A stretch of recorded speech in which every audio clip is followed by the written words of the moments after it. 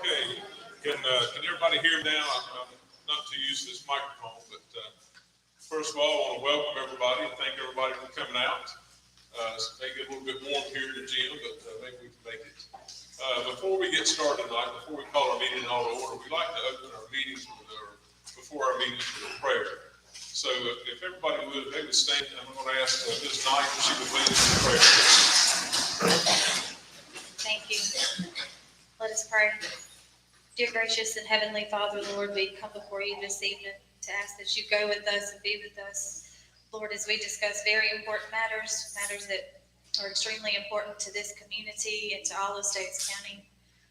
Just please lay your hand on us all in this situation and allow us to communicate and share all of our feelings and concerns, Lord.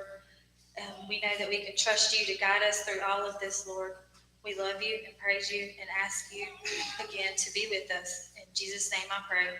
Amen. If you would, please remain standing. We're going to do our pledge.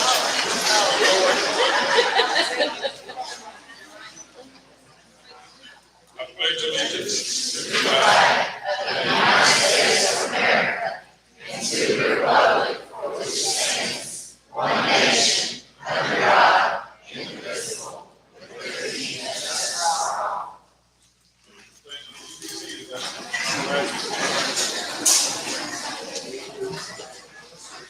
So this is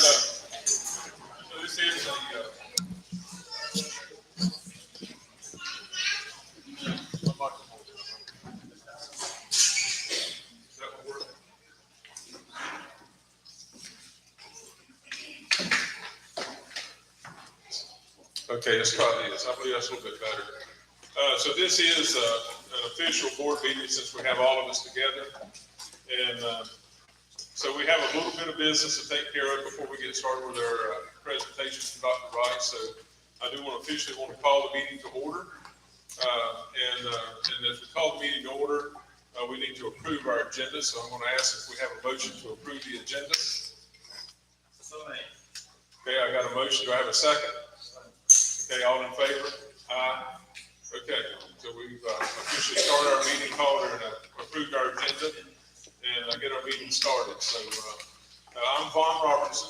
I'm the chairman of the school board, and I do want to welcome everybody here tonight. I appreciate everybody coming out. We do want to hear the concerns of the community, and we want to provide some information. Dr. Rice has a nice presentation that he's going to be giving tonight. We have our interactive boards set up so that we can follow along with the presentation. So what we're going to do is I'm going to let each board member introduce herself. And as we get through that, Dr. Rice will come up and he's going to give us a presentation. Not a very long presentation, but it's got some good information with it. And then once we finish our presentation, we want to hear from, I think the parents are going to speak first. And then after the parents, we're going to let the staff and the community speak as well. We are going to, I think, probably limit our speech to 3 minutes. We're going to start that way. And I don't know if we have the list of who signed up. Is that been brought in? It's still out there. Okay, it's still outside. So if we can, we're not going to be real strict with the 3 minutes, but we do want to give everyone a chance that wants to speak an opportunity to speak. So that's what we're going to try to start out with. Let me pass this over now, and I'll let the board members introduce themselves. First is Mr. Ryan.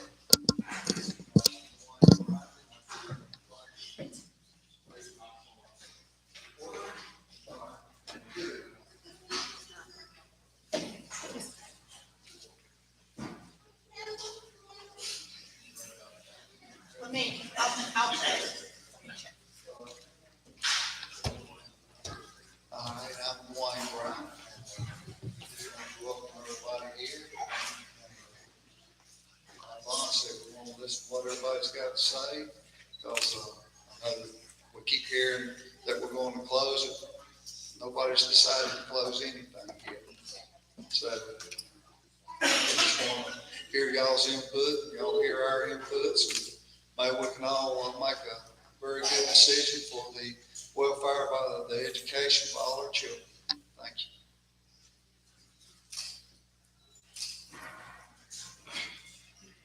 Good evening. I'm so glad to see everyone here tonight. My name is Pat Messick, and I hope that we'll have a good, productive meeting tonight and an amicable one. So thank you for coming. Good evening, Cheryl Knight. Good to see everybody. And again, like everyone has said, we do want to gather everybody's feedback. I know none of us want to be here. We don't want to be even talking about this. But again, glad to see such a big crowd, and hopefully we'll have some good discussions. Thank you. Hi, everybody. I'm Mike Rogers. It's great to see the passion for the Pirate Land. As Mr. Bryant said, nobody's made any decisions. I think the reason we wanted this meeting and the reason y'all wanted this meeting is try to find a way forward that's best for the kids, because every decision we make is for the people that come through the doors to make sure they get the best quality education. So again, this isn't we're going to do this or y'all are going to do this. This is we're going to do it together, and I look forward to hearing from each one of you.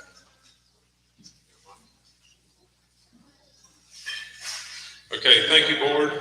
So at this time, I'm going to turn it over to Dr. Rice. He's going to come up and he's going to give us a presentation.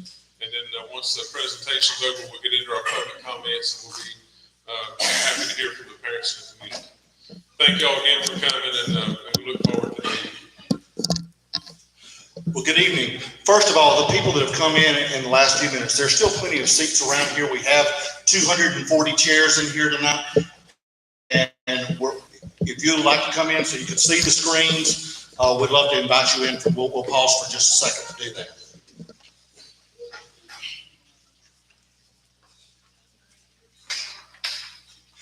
Well, I am Brad Rice. I'm the superintendent of Stokes County Schools.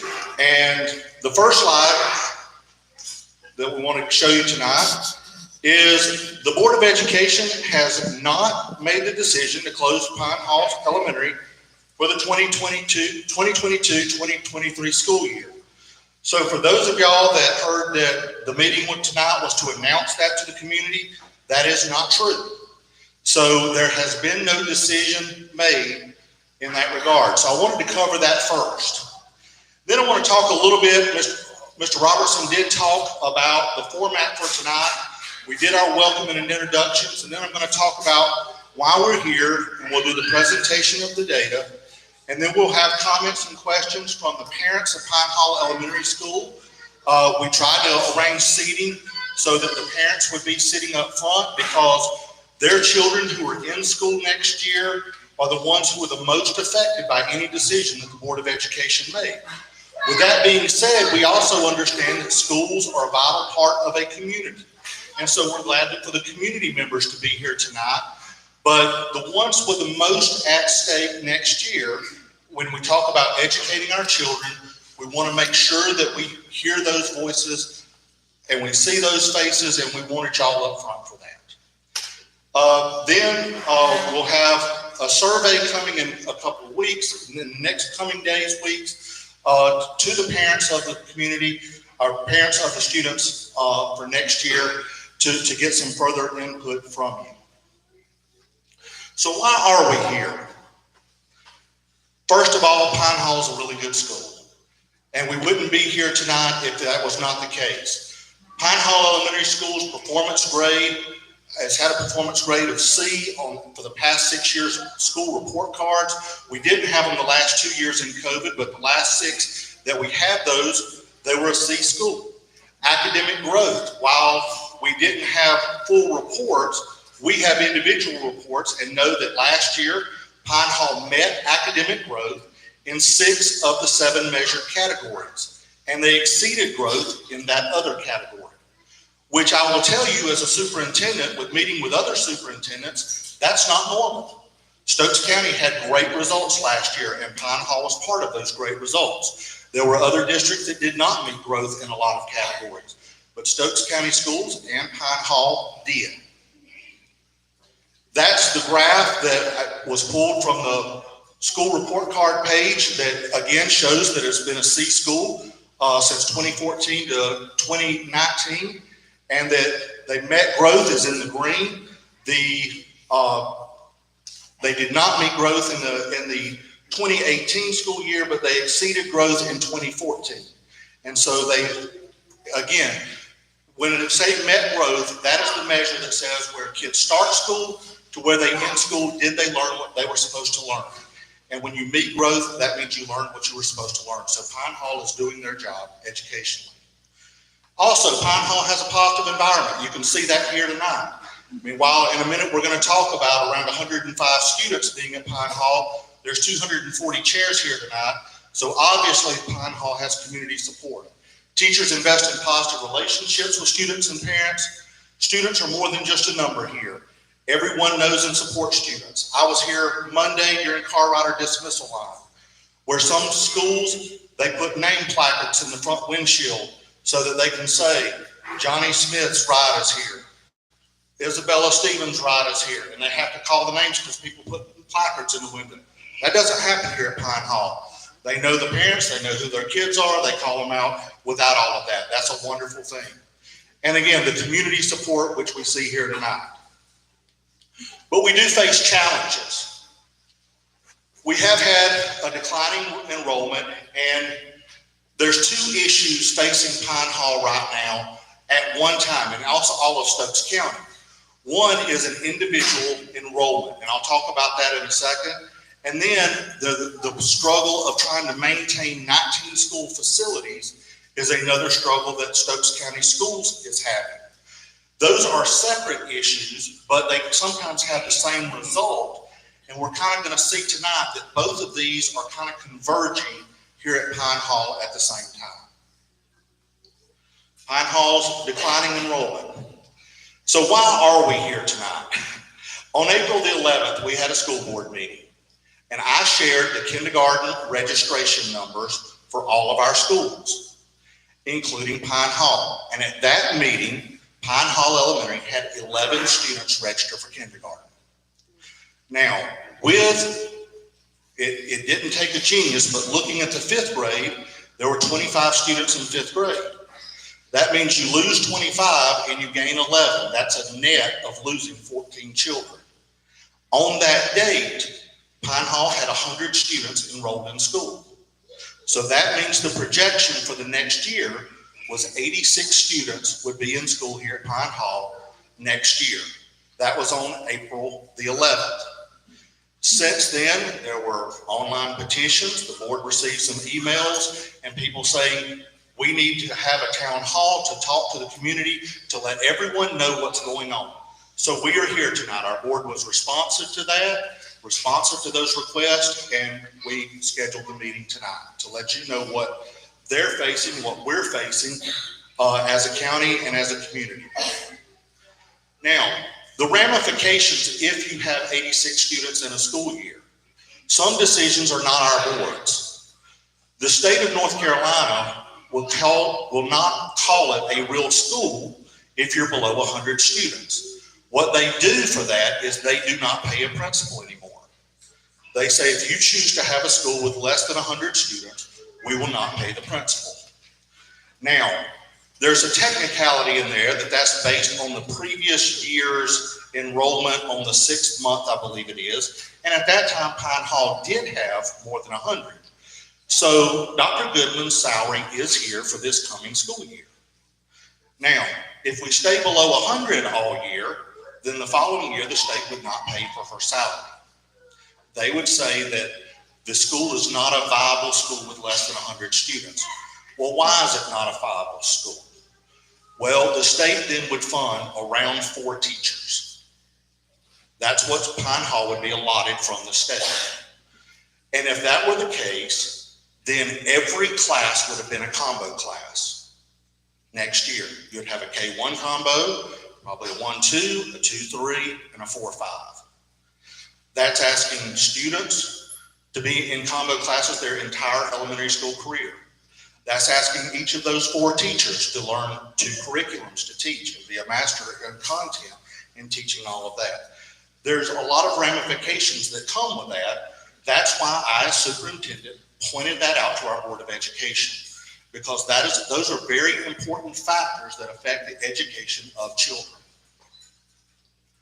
Since April the 11th, and the word got out, 7 more students have enrolled in kindergarten. That brings it up to 18. 5 more students have enrolled in the other grades, which pushed the enrollment up to 105. So as we stand today, and Dr. Goodman, unless somebody's enrolled today that you haven't told me about, we're sitting at looking at having 97 students for next year. A lot of things can happen between now and then. So that's one reason our board has not made this decision yet. We're getting closer to that 100 cutoff, and there's still a lot of time before school starts, and we have that 10-day report that we have to turn into the state after the first 10 days of school. But we do have a declining enrollment. I went back to 2016, and if you look, we had 146 students here. The next year, 137. The next 2 years, 144 in the 1920 school year. What happened at the end of the 1920 school year? COVID. COVID happened. There was a lot of uncertainty about the 2020 school year. Were we going to be online all year? Were we going to be wearing masks? What was going to happen? We started at home. We came back partial time.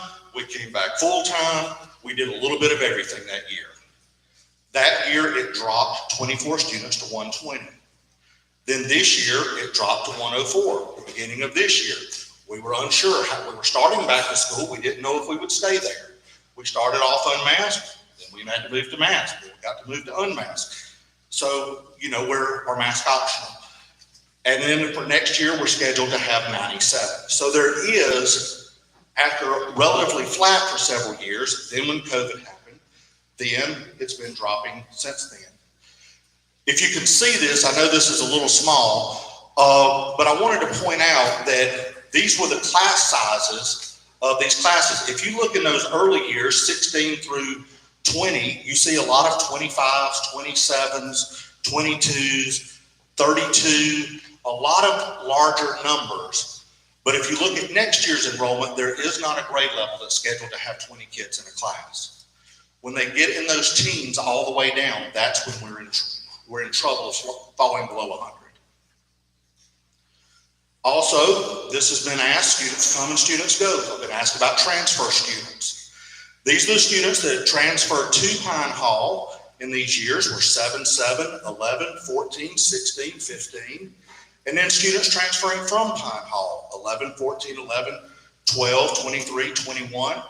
Some years, like 18, 19, it's an even wash. Some same number transferred in as transferred out. In 19, 20, more transferred in than more transferred out. The last 2 years, it's been more going out than's coming in. That is done for a variety of reasons. We quit charging, the board quit charging tuition from out-of-county transfers to try to be more attractive to our surrounding counties. But also people have daycare issues. And if they work in Winston-Salem and want to drop off their child at a daycare or something else not in this area, those are reasons that we accept those transfers.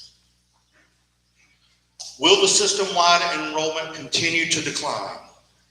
Oops, I went too fast. Okay, we did a population study back in the winter.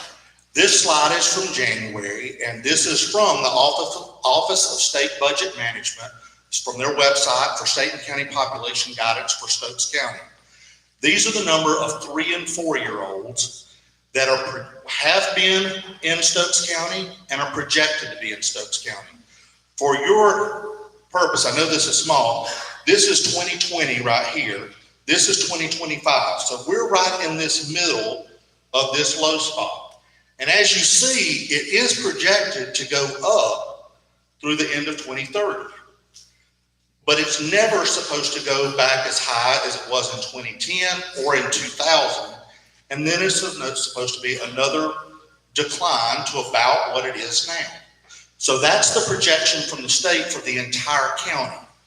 Is that set in stone? Absolutely not. Nobody knows exactly what's going to happen in 2050. An industry could move in that brings a lot of people. High-speed internet may come into some areas. There may be, several farms that sell and go into subdivisions. or none of that could happen. None of us could see what's going to happen in 2050. But that's a projection from the state that shows that we may rebound some, but there's not a huge increase coming for the next 30 years. So how has the board tried to help Pine Hall during this time as we've seen these declining things? One is through capital improvements. We've tried to make Pine Hall an attractive place. Again, understanding at times there's turmoil in other school districts, we wanted to make Pine Hall an attractive place to get transfers to. So in 16-17, we put in an underground fuel tank. Again, those when the numbers were steady. We did some exterior painting out front. We put in a new telephone system. When we say mulch for the playground, that's not in flower beds. That's actually under the slides and swings for fall protection. So you'll see mulch a few times and you'll say, man, they sure do care about their flower beds. No, we care about the children's safety. And it wears out when they play in it over and over, so it has to be replaced. We put in a new parking lot. Some of y'all remember looked like Beirut out there. Looked like it had been bombed in some places. But you have an all-new parking lot now. Again, a mower to help keep the grounds clean. Put in a new security system upgrade, a vacuum cleaner, again, to help the appearances. More mulch for the playgrounds. We did a wastewater engineering system on the septic tank here. We started the canopy out front. We painted hallways, put in more mulch. And then we finished the septic tank last year for about $70,000. We finished the canopy up. We put in an HVAC mini split system, obviously not in this room. It was in another room down the hallway. And then we put in more mulch. So the total improvements in the last 6 years, the Board of Education has earmarked about $250,000 to try to help Pine Hall be a safe and attractive place for your children and those in the surrounding areas. For those that have said the Board of Education wants to close school, last year when the septic tank, when we had our issue, they could have pulled the plug right then. They could have called the health director, said, we're not going to fix it. There's a septic tank issue. She would have closed the doors. So the Board of Education has worked to keep Pine Hall open. Other Pine Hall investments, we removed tuition for the out-of-district students, again, to help try to attract more transfers. They have a full-time school counselor now. We have maintained the on-site cafeteria, despite losing over $12,000 so far this year. We have 2 schools, Meadowbrook Academy and the early college, that doesn't have a cafeteria on site. We bring in food for them. But despite losing money, we have kept the cafeteria here this year. We've also maintained 4 buses for 55 students. A bus is a 72-passenger bus. One bus could serve all 55 riders, but obviously your ride times would be a lot longer. But to try to make this an attractive place to come and to be good for your kids, we have kept 4 buses. Now, the financial side of that is that kills our efficiency rating. Well, efficiency rating is basically the number of kids on if a 72-passenger bus, you have 72 passengers, you get 100 efficiency rating. That's how our funding is determined. As you can see, we're very inefficient here, but we're willing to take that hit to make it a good place for kids. We're also facing district-wide challenges, where I said a while ago, there's 2 converging issues. The issues at Pine Hall are not just Pine Hall. Stokes County Schools has 19 schools serving 5,376 students as of a few days ago.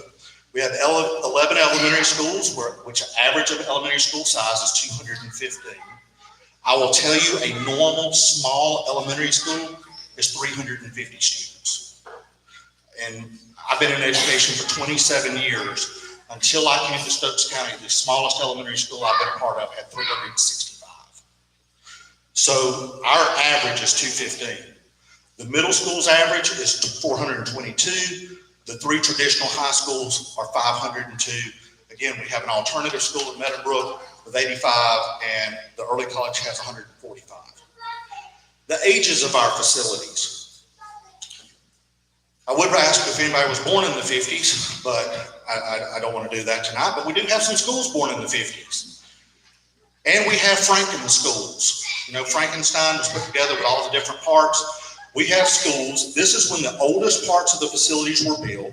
So like, if you look at Pine Hall, the oldest part was built in 1954.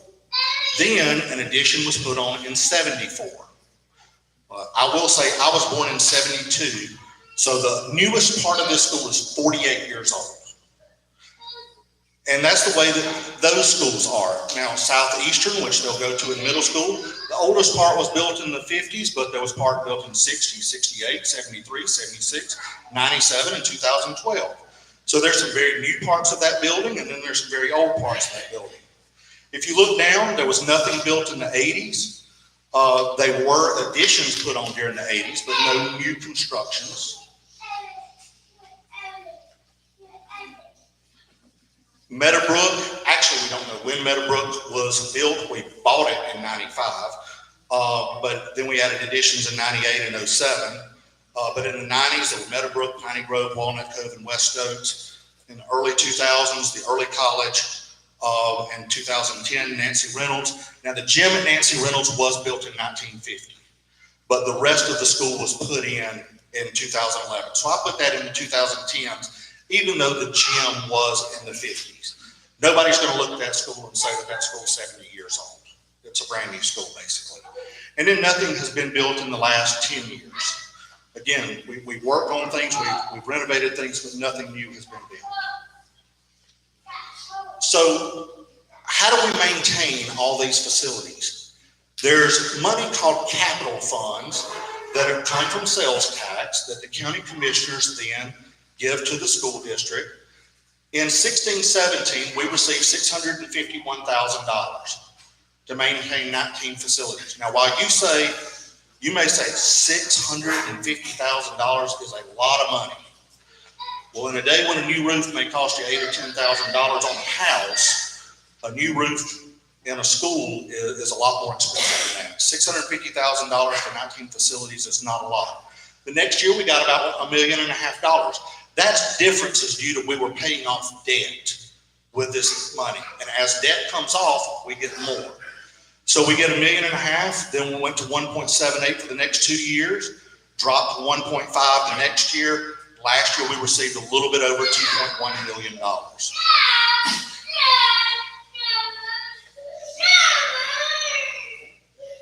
And I feel the same way about it. So how do we determine how we spend our capital budget? We ask principals to submit their top 3 requests. Now again, if you're in a building that primarily was built in the 50s, 3 requests isn't a whole lot. But we ask principals to limit it to their top 3 requests. And then our maintenance department looks behind the scenes. They know things that principals may not know. While a principal knows, hey, I'd like to get some new paint, I'd like some, this type of stuff. Our maintenance department's crawling around on the roofs. They're looking at the HVACs, the boilers, all of those type of things, and they make other requests. So this is a glimpse of the requests that have come in for this year. So if you look down, our 4th request is a new roof for Pine Hall, except for the gym. So every building except for this one, and that roof we estimate at $750,000. And if you see from last year, we got a little bit over $2.1 million. So about a third of the money we get to maintain all school facilities would be spent on one roof. And we won't go through these line by line, but as you look at the running total in the right-hand column, you can see that the first 10 requests are over $2 million. Then you get down to the top 22 is $2.7 million, which is more money than we've received in any single year since I've been here, which was 2016. But they keep going. And again, these are the requests that maintenance and principals have put in.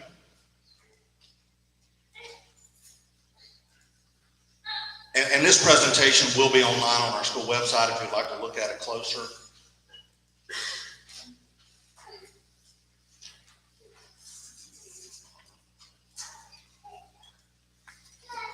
And it keeps going. And it keeps going. and it finishes up at $26 million. Those are right now immediate requests, and I'll tell you what was not on that request: new windows at Pine Hall. Back a couple of summers ago, when they were cleaning up and painting the outside of the windows, they had a pressure washer out there. There was a group of teachers in the room that had to move because they got wet, because the windows wouldn't keep the rain out. They're not energy efficient at all. They're also not energy efficient at Sandy Ridge, and those windows aren't on here. Again, we limited it to 3 requests and things that we thought had to be dealt with immediately, and we're facing $26 million in repairs. And again, the most we've ever gotten is $2 million, a little bit over $2 million. So that's what has got this conversation generated. Is one, the declining enrollment at one school, but we also have it in some other schools, but this is around the 100 threshold that the state says we quit paying for a principal. Then the other issue that we have is, again, trying to maintain 19 facilities, a lot of old facilities, 12 old facilities with money, which we're grateful to receive, but it doesn't go very far. So at some point in the future, and I don't want to speak for the Board of Education, I can just speak as an informed person because I deal with this a lot. In the next 20 years, we're really facing some major issues in Stokes County. How many of these buildings in the 50s will still be around? Because at some point, I mean, we've driven around the county and we see houses that are falling in, we see barns that are falling in. Well, at some point, schools are going to do that as well. So when are we either going to rebuild schools where they are, or consolidate and build some bigger facilities that we can maintain cheaper? Now, all of that's not a Brad Rice decision. I don't have that kind of money. That's not the Board of Education's decision. They are funded by the county commissioners who were elected by taxpayers. So I would say be an informed voter and make sure that you're voting for candidates that are going to get you what you want or what our county wants, because our county's going to end up making these decisions eventually. Right now, our elected officials, our Board of Education and county commissioners, have some very tough decisions coming up. But it's a county decision. The county pays taxes. Does the county want to increase taxes enough to fix things? Do they want to increase things enough to maintain things with new buildings? Do they want to consolidate, maybe have somewhere in the middle? Again, all those conversations, we're getting ready to start having some very good conversations about the future. But those are the 2 things that are going on at one time. And it just so happens Pine Hall is one of those because it's at 100. Now, with that being said, we're going to start our public comment time. And I believe we have our list up here that we can do this. I'm going to start with the first 2. Dr. Goodman received 2 letters from people that couldn't be here tonight. So with the board's permission, I'm going to read those first, and then we will call people up to speak to the board. When I ask you to come up, if you would take the microphone, it works a lot better if you actually aim it at your mouth. If you start dropping it, people in the back are not going to be able to hear you. You have to hold it up to your mouth in order for people in the back to hear you. This first one is from Betty and Bert Mitchell. It says, Stokes County School Board, my family and I have been involved with Pine Hall School for nearly 50 years. Needless to say, this school is very special to us as well as the entire community. Closing this school would be very detrimental to many, especially to the children who have become so accustomed to it. Displacing them and separating them from friends and from their friends would be so hard for each child. I know for a fact that several families will move their children to Rockingham County Schools, Huntsville Primary, if Pine Hall is closed. We understand Pine Hall has had very good test scores and feel that this is due to the smaller class sizes. As a retired school teacher, I know bigger is not better. We hope your decision will be to keep this special school open. The second email is from Reuben Mitchell. It's also signed as Mitch Mitchell. Members of the Stokes County School Board, my name is Mitch Mitchell. I could not attend tonight, but would like to let you know how we feel about Pine Hall Elementary School. My son is currently enrolled as a kindergartner there. 2 years ago, he was in an accident that took him out of preschool for almost a full year. We were concerned he would be behind the other kids in his class due to this. I'm happy to say he's on track with the kids in his class. We attribute this to the wonderful teachers and staff and the individual attention he has received due to the smaller class sizes at Pine Hall. As you're aware, Pine Hall's test scores are very good. Again, a testament to teachers and staff and individual attention kids are able to receive due to the class sizes. These children love school and feel like they are part of the community that supports them. As evidenced at all of the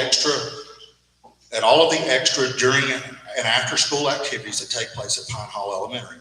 If these kids have to be moved to school in Walnut Cove, they will not only be taken out of their element, but they will lack the close attention they're currently receiving to students at the schools. That Pine Hall students would have to go to would also suffer because their class sizes would increase. I keep hearing this a dollar and cents decision, but should the education of kids come first? Isn't making sure the students get the best possible education the first job of the school board? If Pine Hall closes, we would have to make the decision to send our son to Rockingham County Schools, along with the parents that live in the community due to traveling issues. Not to mention the staff at Pine Hall would lose their jobs. I would think that would cost Stokes County more in the long run. Please keep Pine Hall Elementary open. Mitch Mitchell. There are two things I'd like to address real quickly. And tonight we will try to answer questions if you have questions. If you want to make comments, we will listen to the comments. And if we don't have an answer, we'll research it and put out a frequently asked questions page with the answers to those questions as well. But one, class size is determined by the state. There is a class size law for K-3. So while it may be a couple of students more, you're not looking at 30 kids in K-3 class sizes. There's a class size law that wherever they go, it would have to be those class sizes. Also, teachers follow students. So if 50 students went to Walnut Cove, the teachers to serve 50 students would go to Walnut Cove. We don't anticipate anyone losing their job if we were to close the school.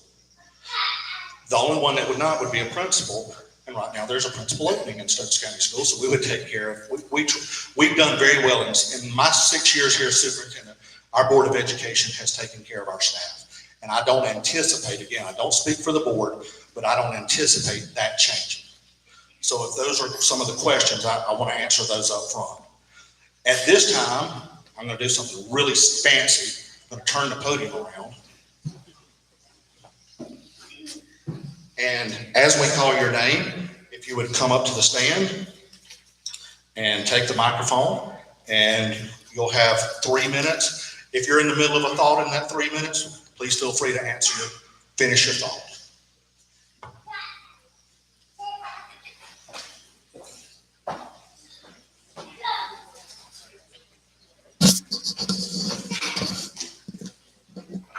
The first parent we have on the list, I'm not sure if it's a parent or student, Kaylee Taylor.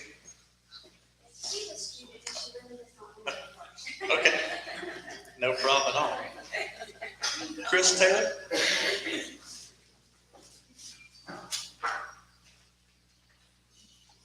That's my daughter. She's 11. So I've been involved in this school my whole life. My parents, my husband's parents, me and my husband, and both of our children go to school here. My oldest daughter will graduate 5th grade this year, but my youngest daughter's in 2nd grade. Even if they had both finished being in this school, me and my husband would still be here to support the school. It is the central point of our little community. It's a small school because it's a small community. We chose to live in a small community because that's what we like. We don't want big communities. I would never want to see my kids have to go to a different elementary school. The teachers here are extremely special. I'm biased, I know them. However, many people may think that the teachers in their school are special. I'm sure they are. But my oldest daughter, when she was in 3rd grade, she'd had a lot of trouble with reading comprehension. Miss Dunlap, who's a teacher here, she picked that out. She worked with her. She was so special with her. She no longer has those problems. That is standout to me. That is invaluable. You cannot put a dollar amount on what she did for her. All the teachers here are so special. Mr. Flint goes out of his way. He does so many extra things with the kids. It makes my daughter want to participate in everything. She did the math fair. She come in 1st place in her grade. She did Battle of the Books, and that's all, things that his influence has had on her. And Miss Goodman is awesome. How many principals know the name of every student and every parent in their school? I bet there's none. I would put no one against her. I just really, really value the school. It has so much community support. I know there's a lot of money issues, but you look around at all the community support. I call it Kobe Copper, but it's Wheeland or whatever now. My dad works there. They give them a lot of money. The Rowlands are wonderful. So beyond what the county or the state has to provide, there's plenty of community involvement to help. I would never want my kids to go to Rockingham County School, so I'm not that parent that's gonna say I would pull them out and put them there. But I would look at a private Christian school if I was forced to say my kid had to go to one of Overland, and that is not what I want. I do appreciate y'all. I know that what you're having to do is hard, but this does mean a lot to every person in this room. Thank you.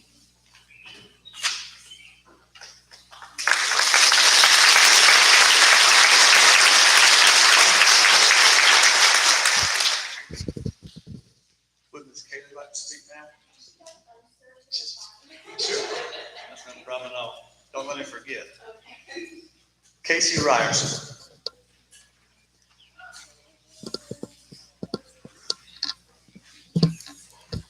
Good evening. My name is Kelsey Ryerson. We have lived in Stokes County for 5 years, but this is only the second school year that my children have been enrolled in Stokes County schools. We have 5 kids.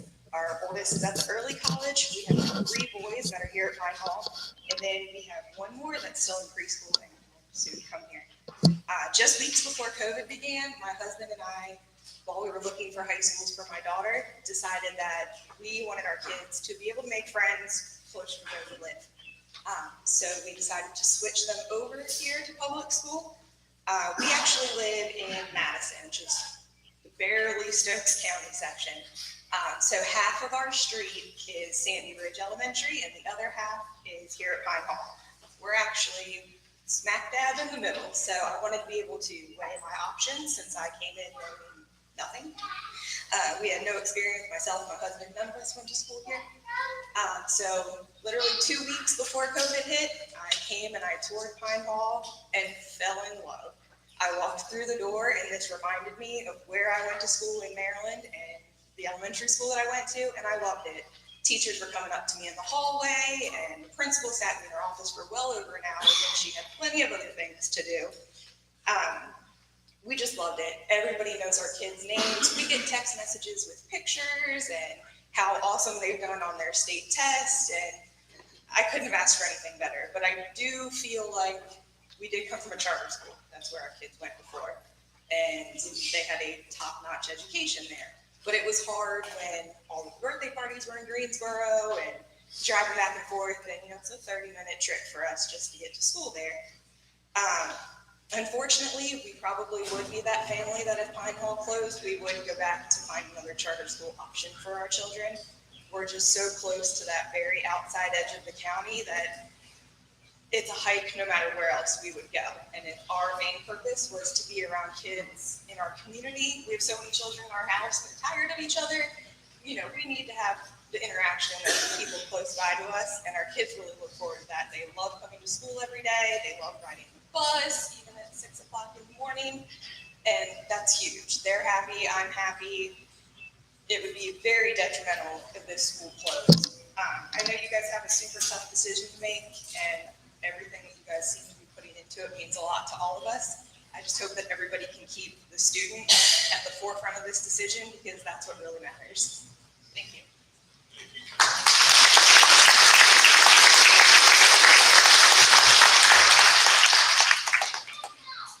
I have Lisa Rice as a possible speaker. That's right.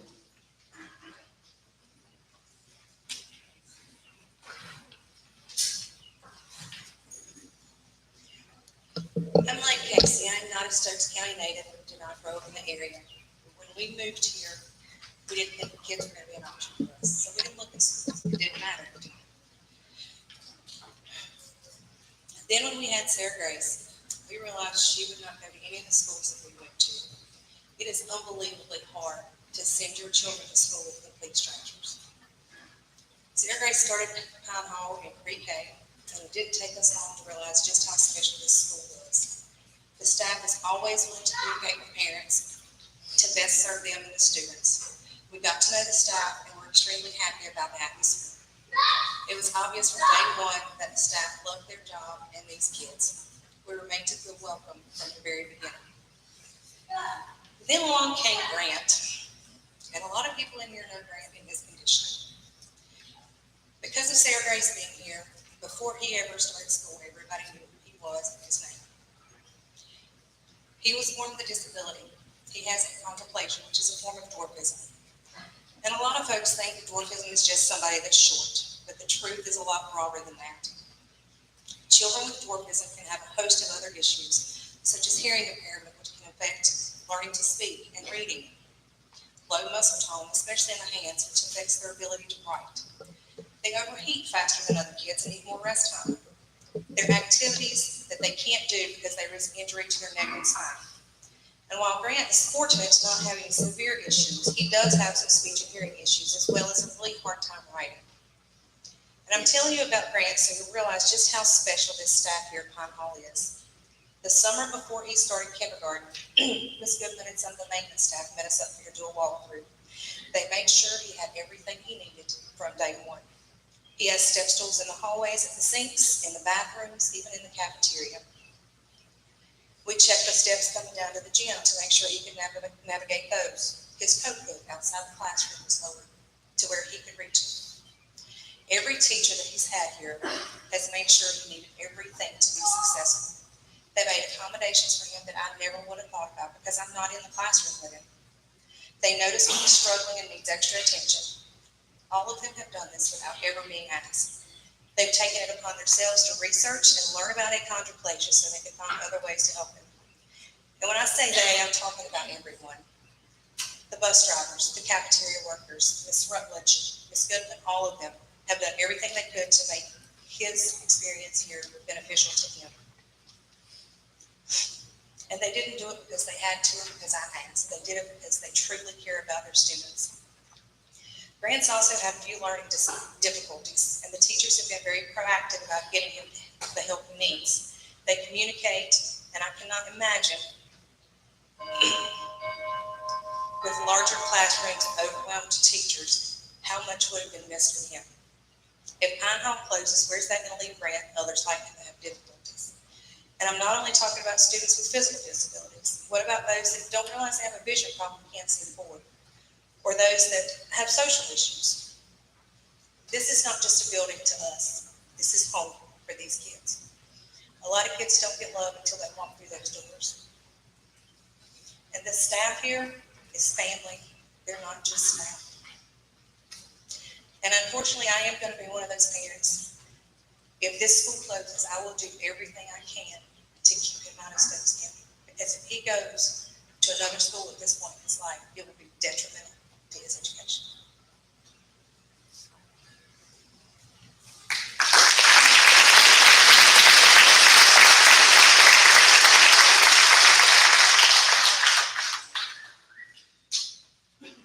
Folks, just as a reminder, if you'll hold the microphone up to your chin there and mouth so the folks in the back can hear, please. Thank you. Our next speaker is Kelly Rutledge.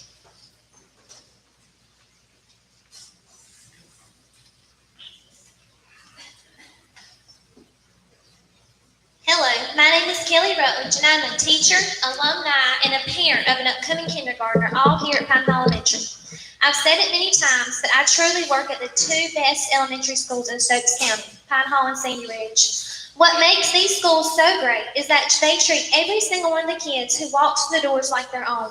I can almost say for certain that every teacher knows every student by name in the building, even if they never taught them. I recently talked to a former colleague who has moved to a larger school. She said it was sad because she did not even know all the names of the kids on her grade level. I know to some that might not matter, but to me it's everything. I choose Pine Hall as where I live and raise my family because it's a place that's simple, quiet, small, and most importantly, a close-knit community. My grandpa was a graduate of Pine Hall School. My daddy attended grades 1st through 8th here. I teach kids who I went to school with their mamas and daddies, and I know their grandparents because I grew up living in their community. I have connections to these kids. They are not just numbers to me. I want the best for every single one of them because I feel personally invested in their lives. I want my daughter to attend a school that really knows and cares about her. I don't want her to be stuffed in a building busting at the seams. Pine Hall is a special community, and our students deserve a place equally special for them. They deserve the same instructional support as every other school in this county. They deserve the same resources as every other school in this county. Lawsonville, Nancy Reynolds, and Pine Hall are all close to the 100 mark. What can Stokes County do to keep this from happening? Many leave due to fewer jobs to hold them here. Many choose the convenience factor of living in urban areas. But some of us have chosen to stay here. My husband commutes every day. His office is in Statesville, over an hour away. But my family chooses to live in Pine Hall, and we should have a choice to send our child to school here. We need to attract families to this community, but that's not going to happen when they see a school that's barely hanging on. They're not going to choose to bring their kids here when positions are being cut and then comments of all combination grade levels have been made. I know that enrollment numbers affect teaching positions and many other factors in a school. However, if we want our school to grow, we're going to have to make Pine Hall equal on the playing field. We can never regain our numbers if the plan all along is closure and not growth. It's a fight that's impossible when the outcome has already been determined, and I'm afraid this is the case. I know that if the decision is made to close, it'll be detrimental not only to this community but the entire county.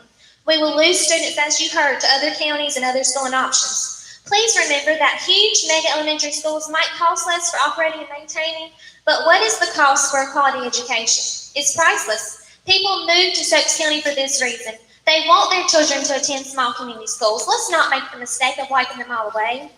Pine Hall is actually a really nice building, and compared to other facilities in our county, it's in really good shape. Can we not wait a few years and relook at this situation with numbers before we close down the school? And since that is the plan, for fewer schools across Stokes County, the parents, teachers, and taxpayers all need to be made aware of this. If the plan is to merge all the elementary schools together that feed each high school, why have Pine Hall Community uprooted twice in such a short amount of time? If the plan is to split them up between Walnut Cove and London and then move them all together again in a few years, I don't know the point. Parents, if you are not aware of this, please, I encourage you to look into this and voice your concern. It terrifies me as a parent that my child could possibly attend a central mega high school for this county. I'm speaking tonight on behalf of my feelings about Pine Hall. However, if we allow this school to close, it will only be the start of many, many other school closures across our county. I know that many of the school board and county commissioners' children have already come through Stokes County schools or will be gone before this plan happens. But what if you had a kindergartner? It physically makes me sick. It will be disastrous to all the children in Stokes County schools. Each of you sitting here, Dr. Rice, school board members, county commissioners, you are all allowed to be in this position that you are in by one and only reason. God appointed you for this position of power. And I pray that you will use this opportunity to serve Him, to seek Him about what is best for the students in Stokes County. Our motto for Stokes County schools is students first. Let's not fail to remember that.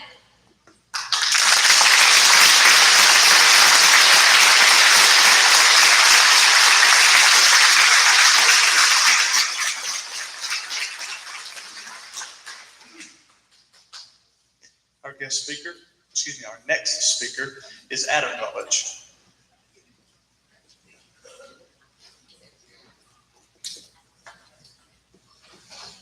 Good evening. I would like to start by thanking my wife. She's a fantastic teacher. I mean, she has done more than anybody can know for this community with how she cares for every one of these students. She finally gets students that are graduating, and they still come up to her and hug her. I mean, it's amazing how many hearts she's taught, and I know other teachers do the same thing, but I guess I'm partial. So, as Kelly's career continues, we start a new chapter in our life here. My daughter is planning to attend here in the fall, and so I've got a lot invested in this, and I may wear my emotions a little bit about it because both of them mean the world. All right. So members of the board, it's the fight worth fighting for. I've talked to a few of them, and I really just thank you for having these conversations, but, or is your mind already made up? I mean, honestly, that's what we're here. And I think for answering a lot of the questions tonight so far, but, this whole conversation started due to the roof here at Pine Hall, and we've covered that as well, but I see no buckets here. I see nothing here that is saying that we need a roof, but I know we don't wait until there's a problem before we fix the roof. Do it. We don't do that. But I do know if this school does close, that the southern part of 311 will be where our kids will go to London Elementary. And I've been told several times the past week that there is issues. There is issues with water still coming through after 5 years of being fixed. There's mold growing. I don't see that here in Pine Hall because I really can't tell you why, but we're not having that here. So I do want to bring that to your attention. And also, I'm not here to lay this blame on you guys. This is nothing towards you. This has been from the lack of development in our county for so many years to where we cannot succeed and support our county. There's no economic growth. There's nothing. So this can't just come from the school board. This has to come from the school board, the county commissioners, and Will Carter as our economic developer. Because if we don't, this county will not survive. And it definitely is not going to survive with 19 schools, but these schools mean so much to each community. That's what makes Stokes County what Stokes County is. So,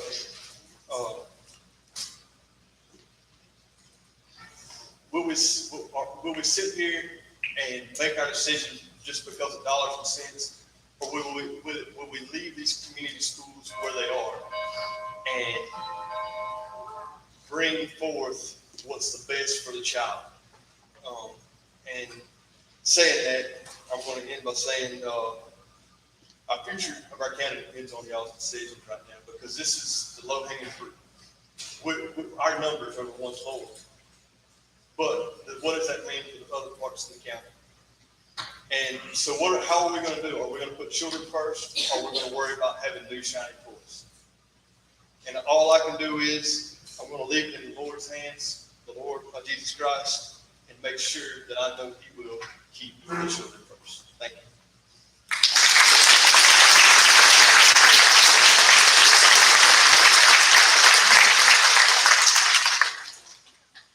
Ashley Dillon.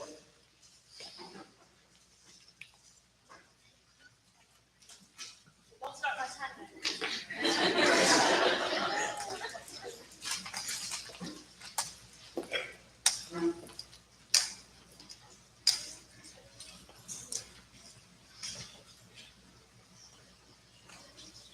As a parent of a rising fifth grader, I wholeheartedly disagree with the decision to close this school and with the school board's larger consolidation plan.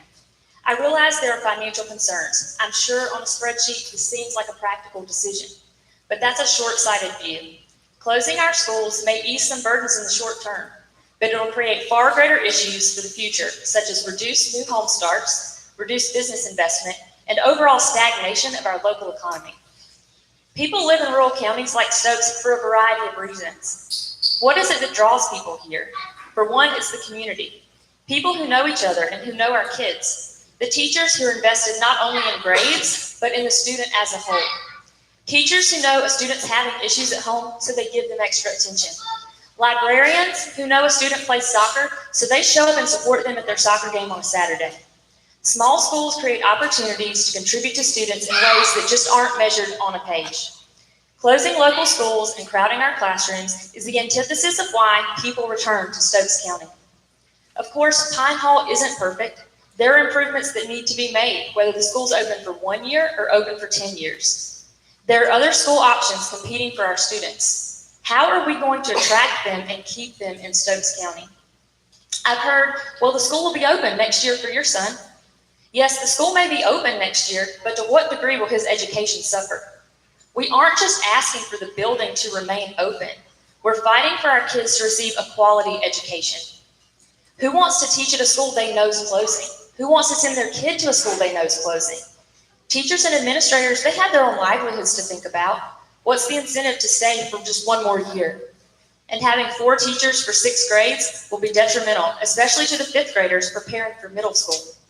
When Pine Hall closes, what school has the capacity to absorb and support these children?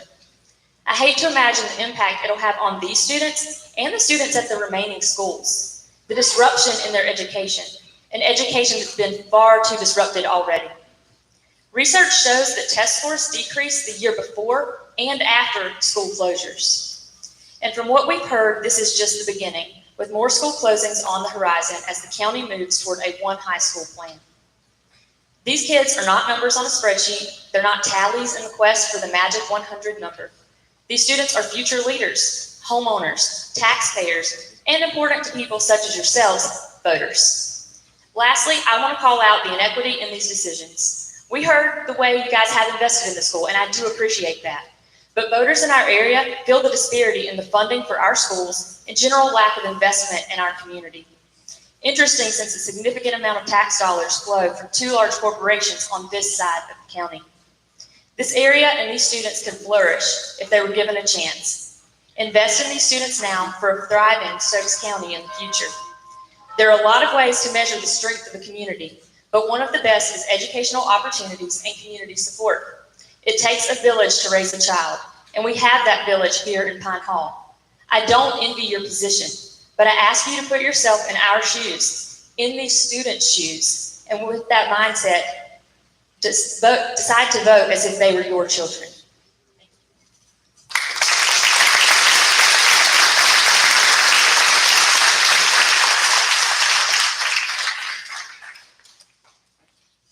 Our next speaker is Maddie Stiller.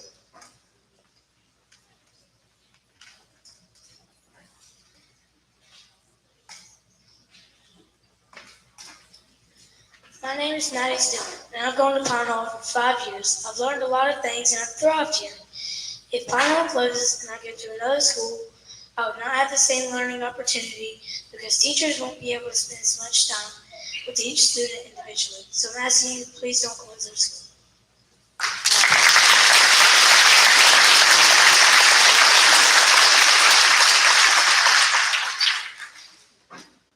Would Kaylee like to go now? Great.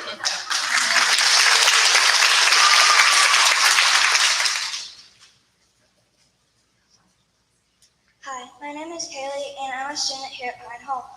The school is very important to me, and I want my little sister to go here for her elementary experience. She'll be in 3rd grade next year. She has 3 more years at Pine Hall, and if she moves schools, she won't learn as much. And I like going to school because Pine Hall is special, and the small classes are good because teachers can spend more time making sure the student understands what we are learning. Thank you.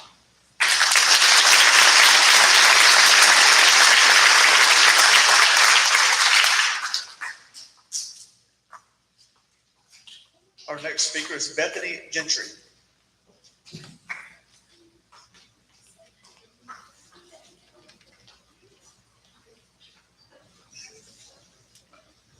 Hi, my name is Bethany Gentry. I've been going to Pine Hall for 7 years, and I have loved all 7 years, but if this school shuts down, then my little sisters that are in 2nd grade won't get to have the elementary experience that I did. So I really wish that this school would not shut down. And this might be my last year here, but I still love it here, and as soon as I walked through the doors, I felt loved by every single teacher. And I know that all the teachers have been with me through my years. And I'm just very glad that I've got to be here as long as I can. Thank you.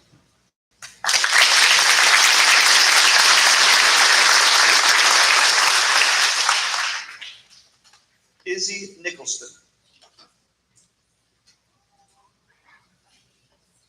Hi, I'm Elizabeth Nicholson, and I did have a plan for what I was going to say, but after hearing the rest of these people talk, this doesn't feel right to me anymore, so I'm just going to speak from my heart. I have been going here for 6 years, and personally, some of my favorite memories have been made here, like when I've met my best friend in the 1st grade. I ran into the pole, but that's a story for another time. She helped me up, and ever since then, we've been best friends. Also, meeting some of my favorite teachers here. Mr. Flint, Miss Pettit, and Miss Moore, Miss Cora, all of them. I'm not gonna name all of them because there's a bunch. But the reason I don't want this to shut down is because if it does, all these memories that I've made here will no longer be here. It'll just be an empty building. Thank you.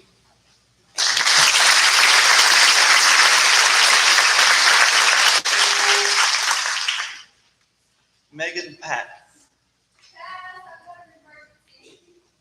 Okay, thank you. That's okay. Dawn Funcham. Mrs. Dawn Funcham. Take your time.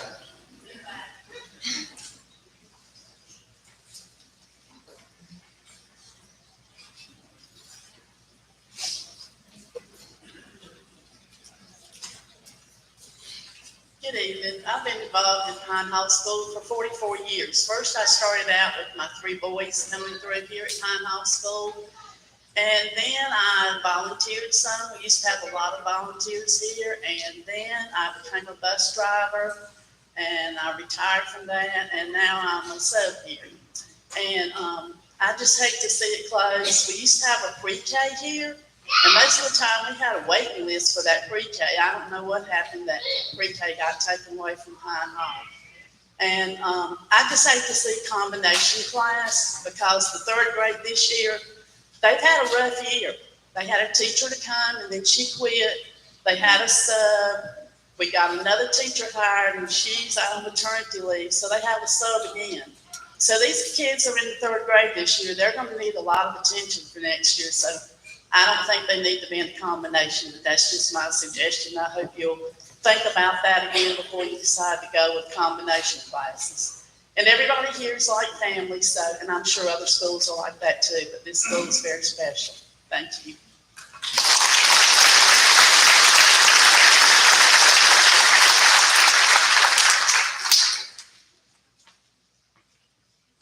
Our next speaker is Kelsey Simpson.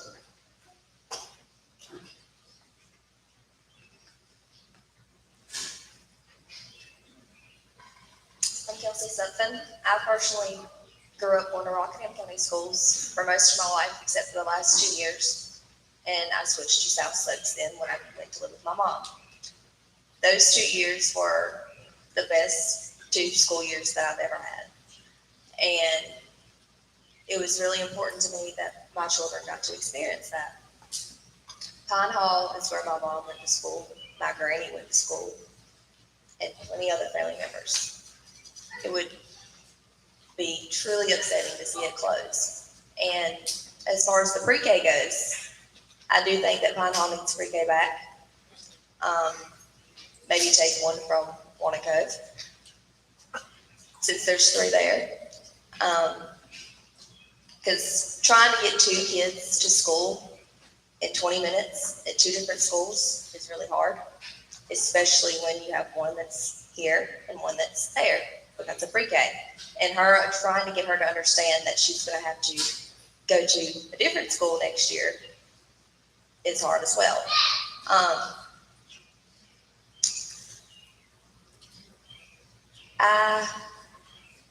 Sorry, lost my thought.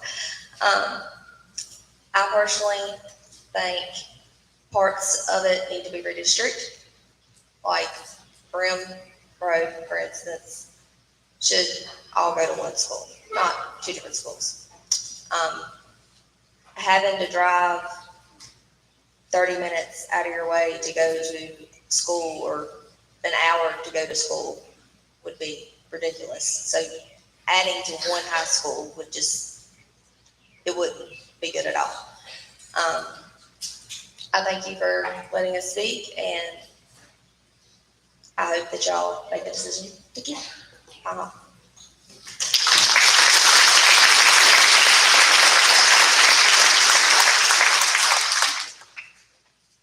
Thank you, parents, and thank you, students, for speaking. It takes a lot of courage to get up there and stand up for what you believe in. I appreciate you doing that this evening. We will transition to public comments from community members. Our first speaker is Linda Mathis.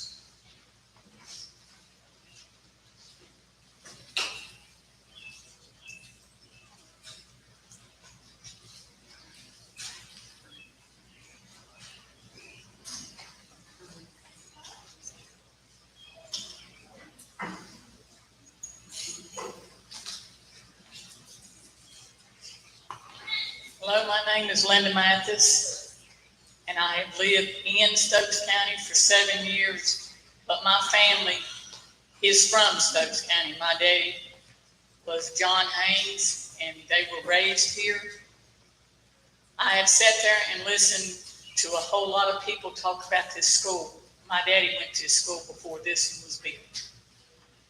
And I appreciate all of y'all doing this, but it was a little bit too late. I just heard about it last week.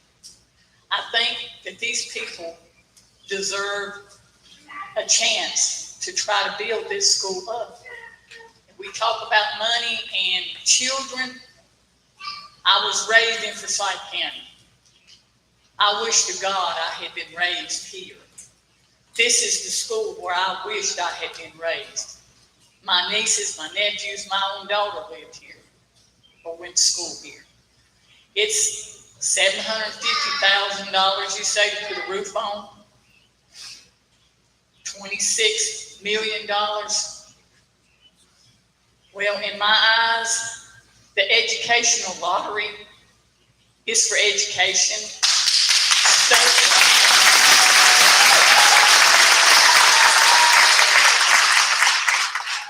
Stokes County is a beautiful county to live in, and I would live here before I live in Guilford or Forsyth, because there's a lot of crime out there. Stokes County don't have that here. These are good community people. They care about their children. They want to raise them in a good school.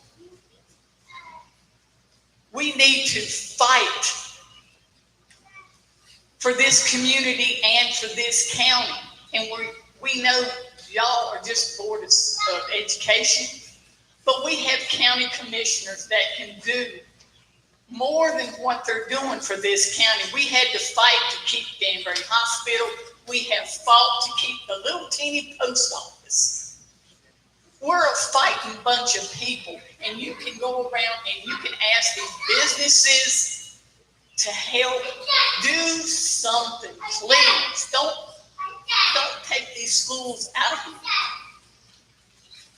We need these schools in all. They might be old, but you are seeing kids that are grow up, they're going to be congressmen, senators, just like that one woman said. We need these children here. And that's it.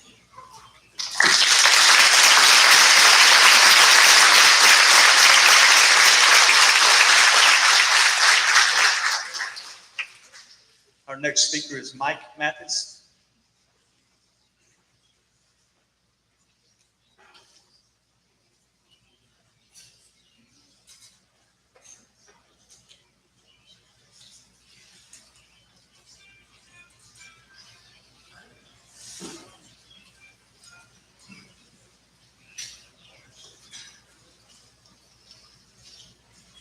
Thank you very much for allowing me to come up here and spend some time and ask some questions for you. You know, I had a lot of people in our church with a lot of questions. And so I'd like to, one issue that keeps coming up is the quality of our education of our children. And I think that's the utmost priority, of course. However, with the North Carolina state education system, what we understand, they seem to be more interested in piling in more numbers of students into our classrooms. And every teacher I've talked to since I was old enough to talk to them, they said schoolroom classes are too large. With all these kids, we don't have the ability to give them the quality attention that each child needs in the classroom. So now you get a school here, a beautiful community that has a lesser amount of students per classroom, and now they want to close it. You can see how much sense this makes, right? And so if you would, because I thought your presentation was great, thank you very much. But I think somebody needs to go to the state and get y'all some more money to work with. I know she already mentioned the lottery, and that thing's been around for a while. There's a lot of money that went through that, and it's going somewhere except here. And so somebody really needs to get into that. I don't know how to do that. Hope you do. But you know, when you're talking about older schools, they need repair, some need renovation, and some need to be replaced, and combining schools. Well, since we have such a wonderful community here, and a safe community, I might say, if you do decide to combine schools and build one big one, how about putting here?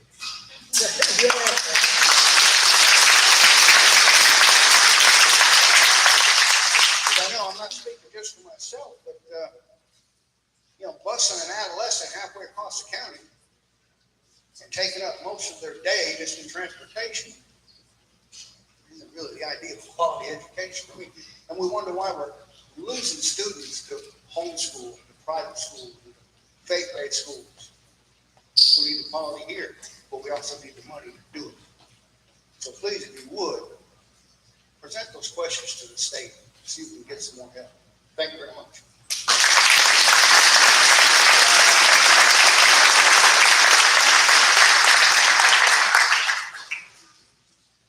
Our next speaker is Beth Berry.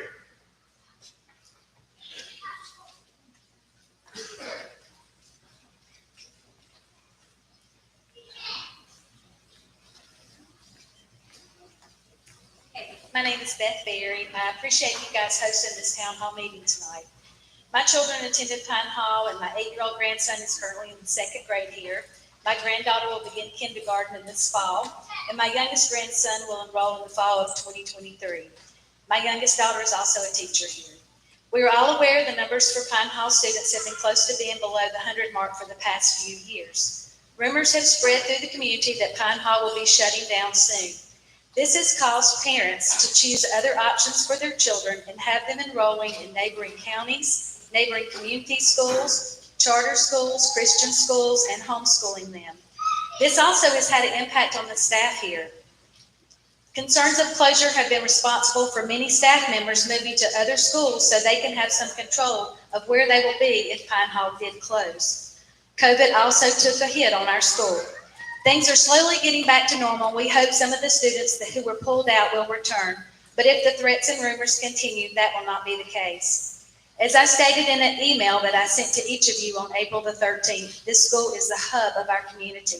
It is a support system for the students who attend here and provides stability for these students. Having worked as a school social worker, I know the impact a small school can have on a student.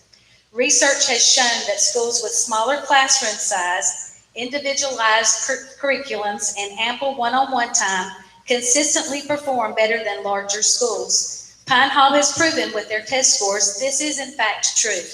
Small schools tend to have a better sense of community than larger schools. Everyone knows each other and stronger relationships are developed. Students feel more confident. In a small school, students have a strong sense of connection. They are less likely to slip through the cracks. This develops a child's resiliency. It is also a protective factor against bullying and mental health issues. Research has shown young people who feel connected to their school are less likely to engage in risky behaviors, including alcohol, tobacco, and drug use, and dropping out of school. Teachers who choose small schools love close communities and thrive on relationships. They're also more likely to stay with the school for an extended period of time. This means children are surrounded by adults who have known them for a long period of time and are invested in their well-being. As you can see, bigger is not better. Could we not look at moving a few of our roads back into the Pine Hall School District? Brim Road, Rhodes Loop Road, and Pine Hall Road are just a few of the roads that have children who go to different elementary schools. Can we not look at lines to include more students for our Pine Hall kids? We also need our county leaders to be transparent with the citizens. Consolidating all the small rural elementary schools and building one huge high school is not what most citizens want. North Carolina is in the top 10 most moved state in the U.S. People are choosing rural areas over urban areas. People want a small community school for their children to attend as a lifestyle change. Families do not want to send their kids to large schools where their child is only a number. In February of 2020, some of our school board members had a flyer asking for votes. It promised making sure we got answers we were entitled to It said, "After all, we are the taxpayers. The schools belong to us." The motto that they had was, "Save our schools." I'm asking y'all to help save our school. I'll be praying that each of you search your heart and be in prayer in making the best decisions for our school. And we know the county commissioners are a big part in the decisions that are being made, and they were invited to attend tonight.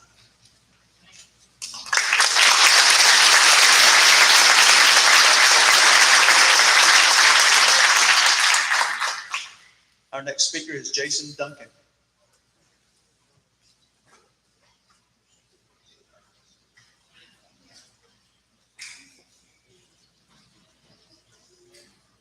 I suspect this will be the first time I've ever used a microphone in this gym. And I've been in here a lot of times.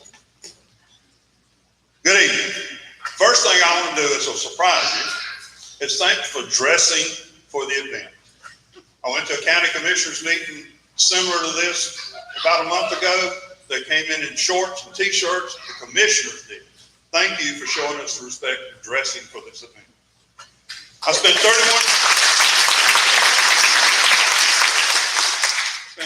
years in the school, down the hall. My wife spent 30 in the old building. I was in the old building. My dad taught here right after he got out of college. I want to look at something a little bit different than what I appreciate what everybody else has said. Let's look at the economic effect of closing this school in Pine Hall and in Stokes County. We have the two largest private employees in the county within our school district, Beeland Copper and Duke Energy. These are employees. The employees of these companies may want to move to this community. We've got a doctor's office out here with 2 regular PAs. But what's the incentive to move here if their child's going to have to ride 45 minutes, 2 hours to get to school? We've got land around here that may someday be open and sold. I know of about 1,000 acres just sitting around waiting for somebody to buy or sell. So we got to look at those things into the future and saving this school. The farther, I know for a fact, the farther a child is farther from home a child goes to school, the less parental participation there will be. You can see that when they leave here and go to Southeastern, and then when they go from Southeastern down here to South Stokes. The parents do not participate quite as much. That's something that you will lose. And as Ashley said, she stole my line, it takes a community to raise a child. And if we lose a school, we lose a part of that community. Thank you.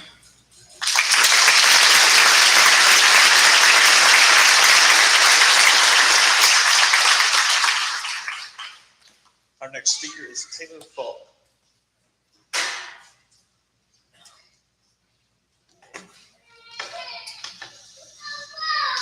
Hi, I'm Taylor Falk, and for those who don't know, I started a petition a while ago. I got 1,900 signatures to help show that we don't want the school to close.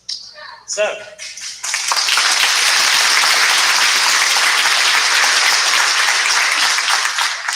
I grew up in this school. I'm a product of here, Southeastern, and the early college, and I got a UNC Chapel Hill. I'm a rising senior. And when I heard this issue, I had to come home and talk about it. This cannot happen. Like, has the school board discussed the effects of academic success of the students who would need to be districted and bused to new elementary schools? Studies have shown that when you close a school, students experience a negative shock.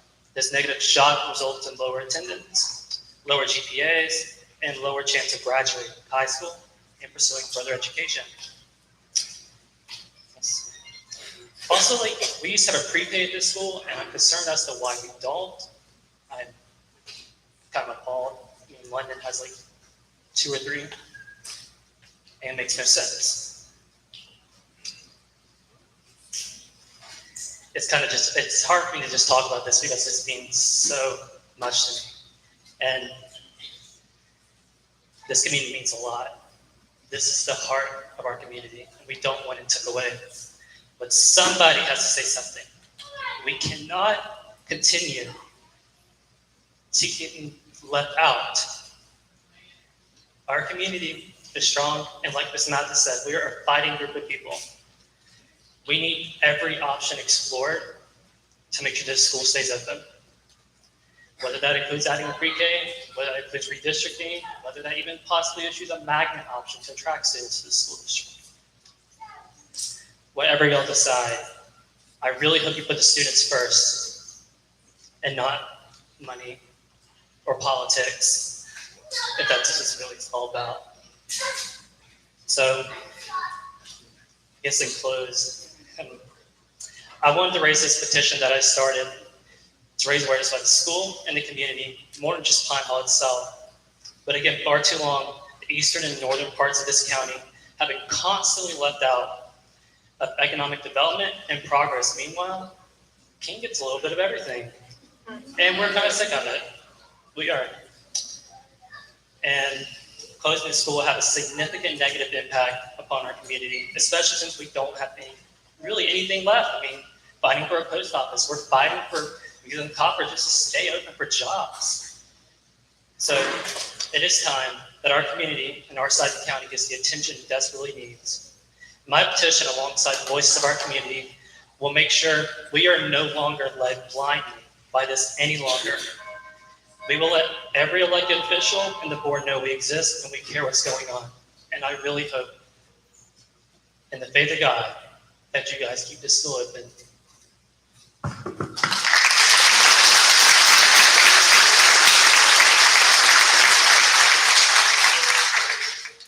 Our next speaker is Hannah Bessinger.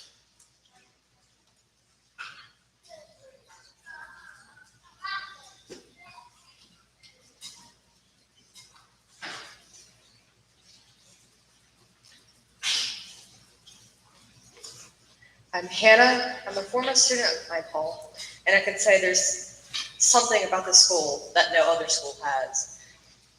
I had several of the former teachers, but I also had two of the teachers that are still here, which are Miss Dunlap and Miss Corum.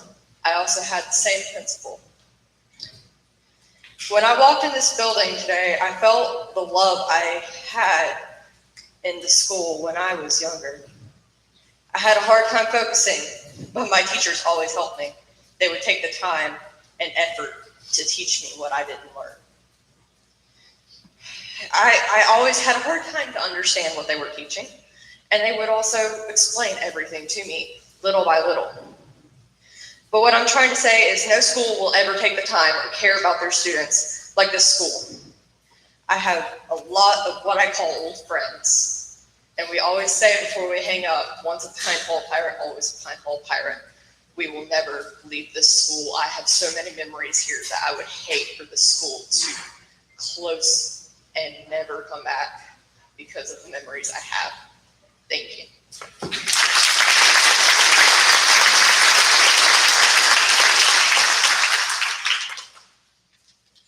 Donald Ganshaw.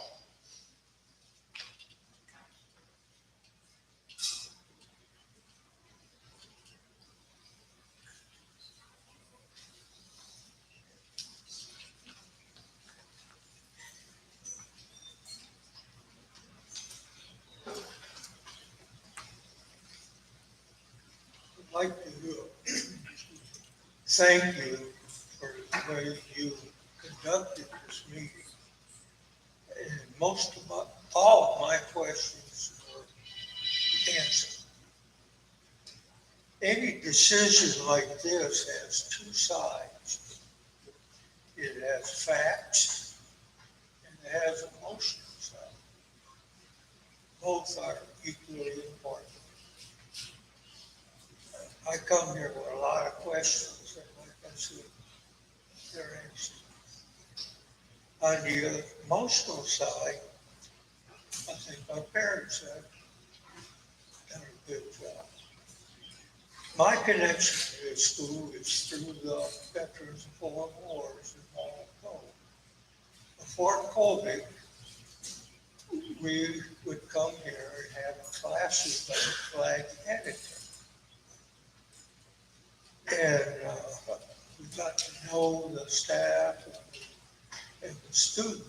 I've seen many students go through here. And this is a very patriotic school.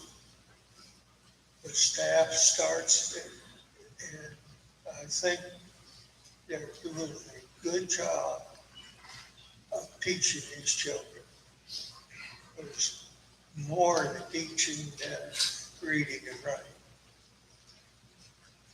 I'd like to thank you again for the job you did. And just remember, the emotional side is important.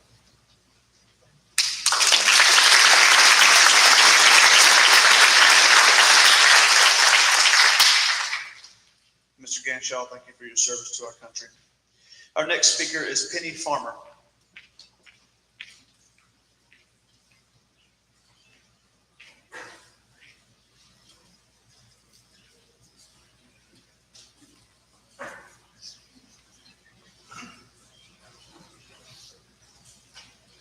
Good evening. There's a beauty of a small school that is hard to explain. A community school with a competent staff and with a principal who understands the dynamics of the classroom, who's been there herself, who knows what it's like to face those faces every day and do your very best to provide what they need. I didn't think I would get emotional, Jason, but it's hard. My bad. I was going to try not to speak tonight. I'm fourth generation Pine Hall student.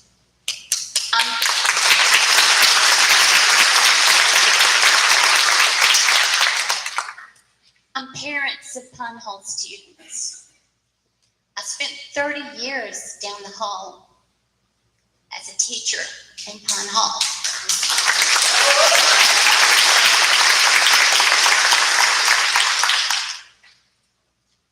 I was asked in an interview one time if I felt that there was equity in my classroom if I treated all students the same. And honestly, I said, no, I did not. I do not. One of the reasons I could not is because I knew that my students came to me with different needs. And to treat them identically would be to do a disservice. Why did I know this? I knew this because when I was in line as a second grade teacher, or the third grade teacher, or the fourth grade teacher, and I taught 13 combination classrooms in the course of being here. My colleagues helped me to understand needs.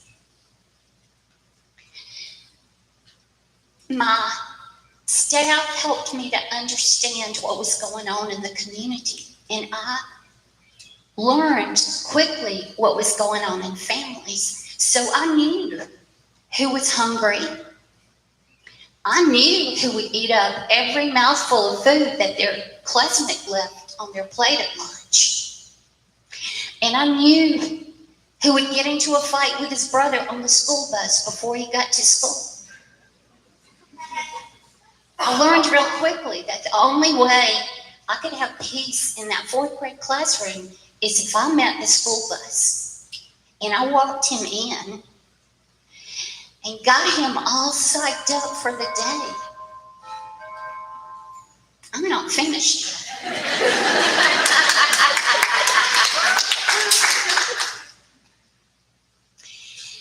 There's been a lot said about class size, and being a teacher, I can address that.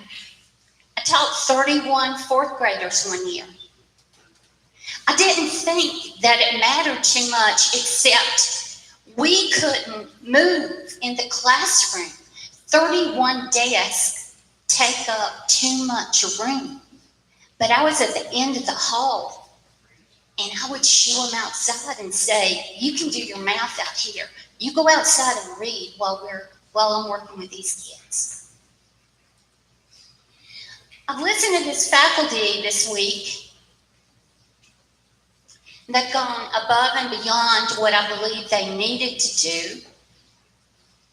But they're still doing what we did when Jason and I were teaching together, when Gail Duncan and Judy White and goodness knows how many, Wanda Tarleton and Debbie Parrish, they're all here tonight. They've worked here. And forgive me if I left out anybody, y'all. But we shared and we were successful, and our students were successful. We were able to share because we knew what was going on much more deeply than just the superficial knowledge of a number and a name and a grade. We knew because we had a common goal. We wanted achievement. We wanted to succeed. And we wanted the people behind us to succeed, the people beyond us. I come from a very simple family. And I hesitated to share these statistics with you, but these are the only numbers I have. I have no logical or logistical advice for you.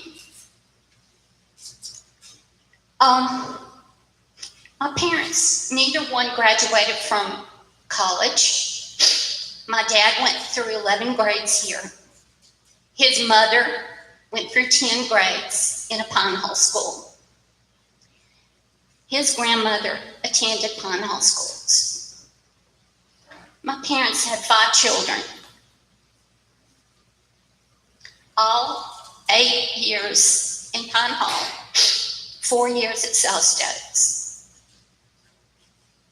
The numbers for you: can we succeed in a small school? 7 bachelor degrees. 5 bachelor degrees in my generation and 2 masters. 6 of the 7 grandchildren in this family attended Pine Hall School. 7 bachelor degrees, 5 master's degrees, 1 medical degree. Pine Hall School, Stokes County, Southeastern. Pine Hall's nothing to be laughed at. We have got heart. We have got spirit. Do we still have a resident ghost, Amy? There was a lot of creaking going on when I was here. We have a good school. Thank you so much for listening.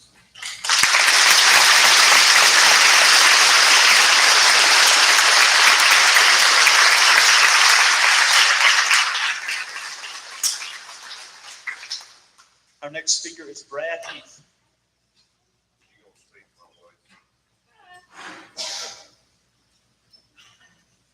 Hi there, I'm Jennifer Gibson Heath. I'm speaking, he signed up, so in case I came late.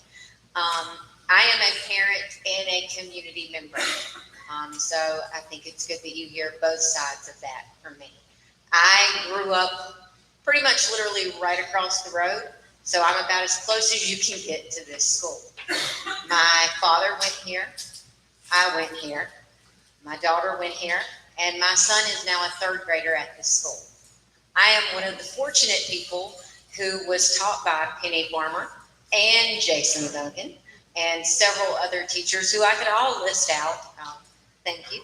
And I went to school with Adam Rutledge and Jason Dillon and Corey Paris. And I'm telling you guys this because not only are these people in this room, but this is the community I want my children to grow up in and I want them to go to school in.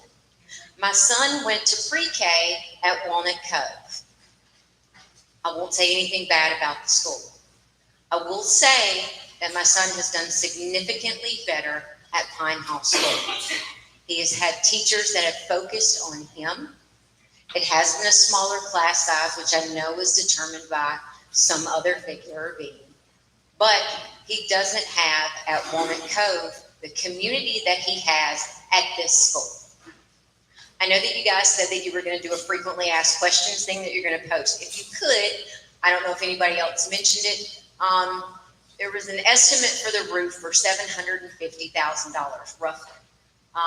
And you said that your maintenance team goes out after Ms. Goodman submits hers. So my question is, if you could tell me what maintenance you've done building up maybe in those last 6 years, or did you suddenly realize there was this $750,000 repair, or did we anticipate this coming forward?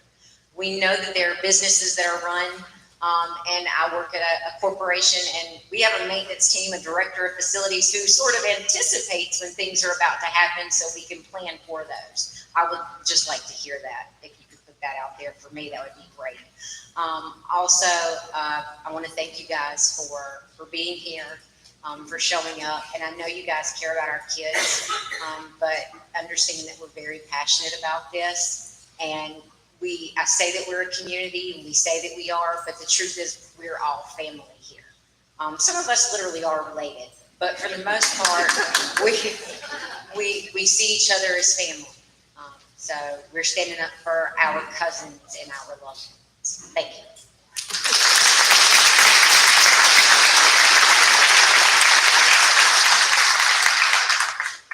To answer that question specifically, we have, our maintenance department goes out and checks every roof every year, and we have a priority list replacement. And so Pine Hall and Pinnacle are the two worst roofs next in line that need to be repaired. But there's been multiple repairs done to the roof leading up. Yes. It's just point out we're putting patches on patches, so it's time to replace. And I know the statement was made earlier, we don't see things dripping. Our Board of Education, several of the members actually crawled on the roof several weeks ago and looked at where it's separating from the sides of the building, it's separating from the other parts of the roof, which is, it's time to replace the roof. Thank you. Our next speaker is Mark Hooker.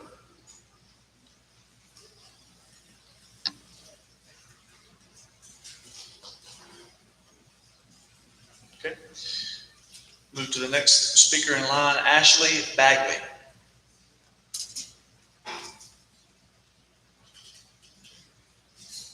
Okay. Our next speaker is Reagan Stacy.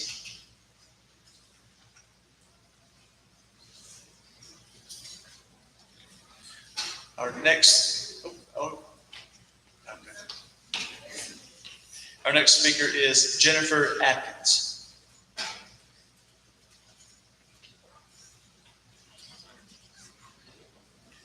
Keith and Ella Atkins. Oh, that's okay. No problem. Our next speaker on the list is Ashley Bowman.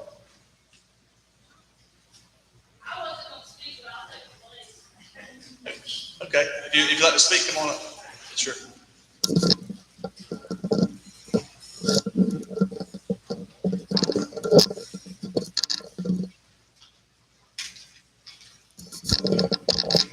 Well, I wasn't planning on speaking, so bear with me, but I'm sure some of my former teachers can testify. I like to talk. So I just want to start out saying that as a going on sophomore of UNC Charlotte on a Thursday night taking exams, I'm here for a reason. This morning I was here at 7:15 to be a substitute teacher for the art teacher, the classroom that I took naps in when I was here in kindergarten. Miss Dunlap was my second grade teacher. I cried when I left her classroom. That's how good she was. Miss Coram, Miss what she was must have. Miss Goodman now was my principal. Who else? Miss Carlton, she's here. I say this all because you see that they are here tonight. Oh yeah, don't forget about Mr. Flynn. Sorry. Your wife, Mr. Jones, was my fourth grade teacher. I say this because the majority of my teachers are still here. They love this school just as much as they loved me when I was a student here. Mike, you have watched me grow up since I was about right here. when I used to kick you. But my point is, I come back to this county for a reason. Being a senior at South Stokes last year, I said I was getting out of this county and I was never coming back. But you see where I'm standing tonight. So just take that into consideration tonight, that you see a former student of here, Southeastern and South Stokes, back here fighting for the school.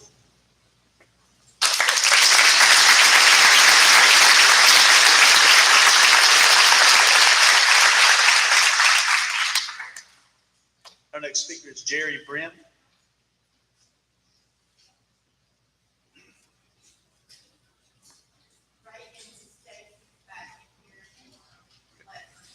Okay. Reagan, would you like to speak? Okay. Peggy Brim. Okay. Travis Storton.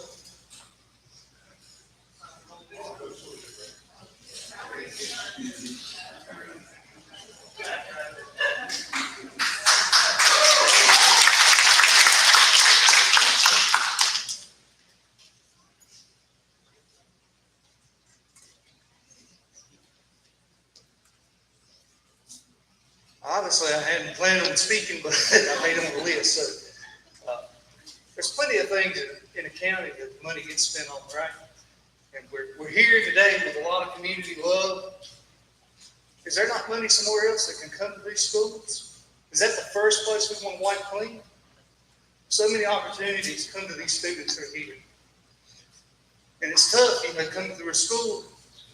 So many of them here that was with me that I come through school. So it's really tough. My sons are here.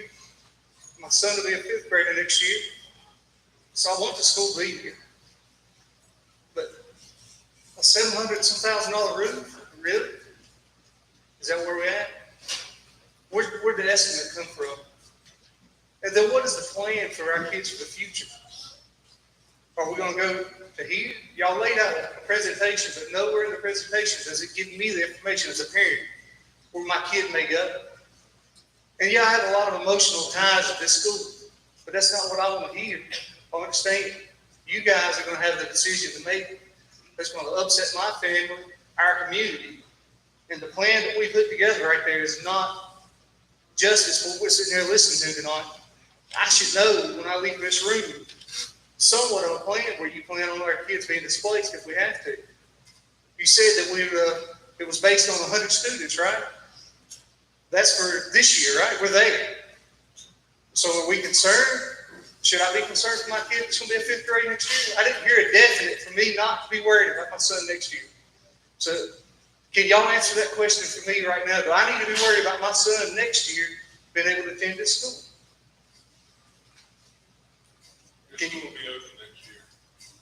School will be open next year.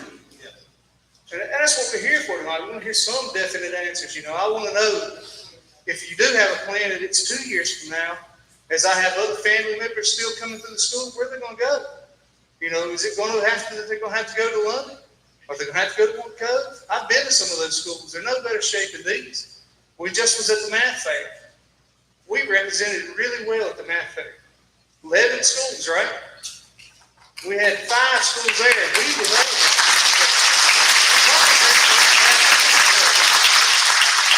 Just want to understand and get some definite answers. And I don't think y'all showed up with answers for our community if we do have to shut down the school where it's going to go. That's really all I got.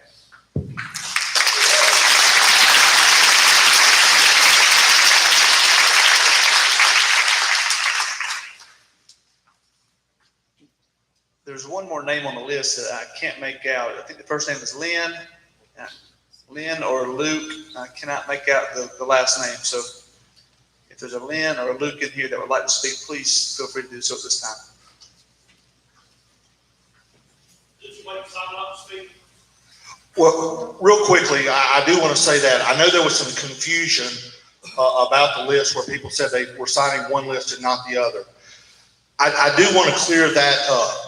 In the front of the rooms up here, on either side, in the front, we would like for parents to sign up so we know how many parents were here tonight, their names and who they were. And so if you are the parent or guardian of a child here at Pine Hall, please use these front 2 tables. If you're a community member, we want to have a record of you here as well, and those sign-up sheets are on the back 2 tables. Then we had the sign-up sheets out front. So if that was confusing, we tried to have people out front to let people know what to do when they came in. But board, if you would like to speak, please come forward. Please state your first and last name so we can get it on the record.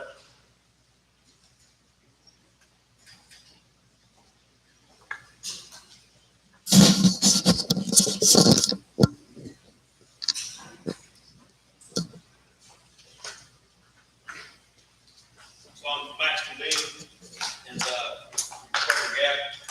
and so my question, first question, is there any current county commissioners here tonight? If you raise your hand. Now, I want the community to look around. This is an election year, and keep that in mind. It's no surprise.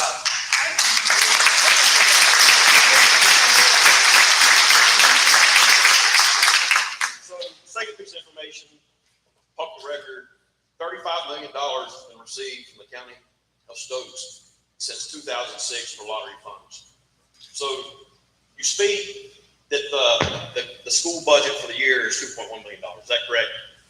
So 2021, it was $2.5 million according to the lottery website. It was appropriated for county budget. If I go to pay my property taxes on my vehicle and I flip that over, there's a pie chart on the back. And it says specifically 24.8% of my taxes is also going to the county.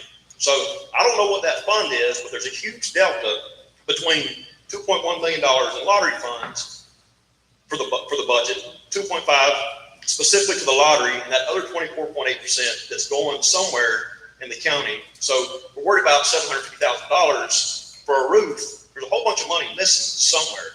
So where's that money going? You don't probably have the specifics of it, but how's the maintenance for a roof? Roofs have life cycles. This isn't new. This isn't, and you can predict this. Where's the money going? All right, several parts, you brought up several questions. First part about the lottery funds that have been mentioned a couple of times tonight. And I saw on social media, somebody posted that Stokes County had received $34 million in some time. When there are lottery funds, they're designated to go into different accounts. Part of that goes for scholarships, which they say goes for schools, but we never touch it. People can apply for scholarships, they get scholarships. The people from Stokes County that win those, I think it was $190,000 and that money went to scholarships that we never touch. Part of that money is diverted straight to More at 4 for pre-K. We don't touch that money. Part of that money goes and pays off debt service for Nancy Reynolds, Piney Grove. We have 20-year mortgages, and that money comes to the schools. We sign it to the county commissioners to pay debt service because we don't pay for schools with cash. We get a 20-year mortgage, if you will, and then it goes for that. We owe about 9 or 10 more years on the current facilities that we have before it would free up debt for more income. The other part of the funding for this is our current expense budget, which we ask for $14, $15, $16 million a year. That pays for other items like custodians, secretarial staff, insurance, cybersecurity, a lot of other things, gas, oil, a lot of other things. It supplements, I talked about an efficiency rating with transportation. The state doesn't give us around $400,000 in what we spend a year that comes out of that because of things like running 4 buses at Pine Hall. So the $2 million is for capital expense. It's for buildings and building repairs. The other money is current expense. It's the lights tonight. I mean, you'd be staggered if you knew what our power bill was for 19 schools. But all of that combined comes up to around 15 more million. So our total budget is around 17 million, but 2 million of it last year, 2,100,000 or so, was designated for repairs and maintenance and facilities. So thank you for that. Thank you for those remarks. And so to kind of piggyback off what Travis said. So the graph that you showed as far as the county population, so that's linear and declining. You don't own that. The county commissioners own that. And so, but once again, that's data that's visible and it's in a downward trend for however long that timeline was. So once again, it must not be important to the current county commissioners because we're not here tonight. Secondly, to Travis's point, so this should have been new news tonight that the potential for Pine Hall School to close down. Schools in other parts of the county potentially closing down because of the declining population.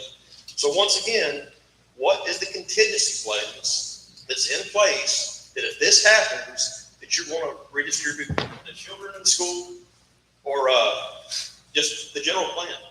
Because I think we came here today and there was no plan in place for what was next.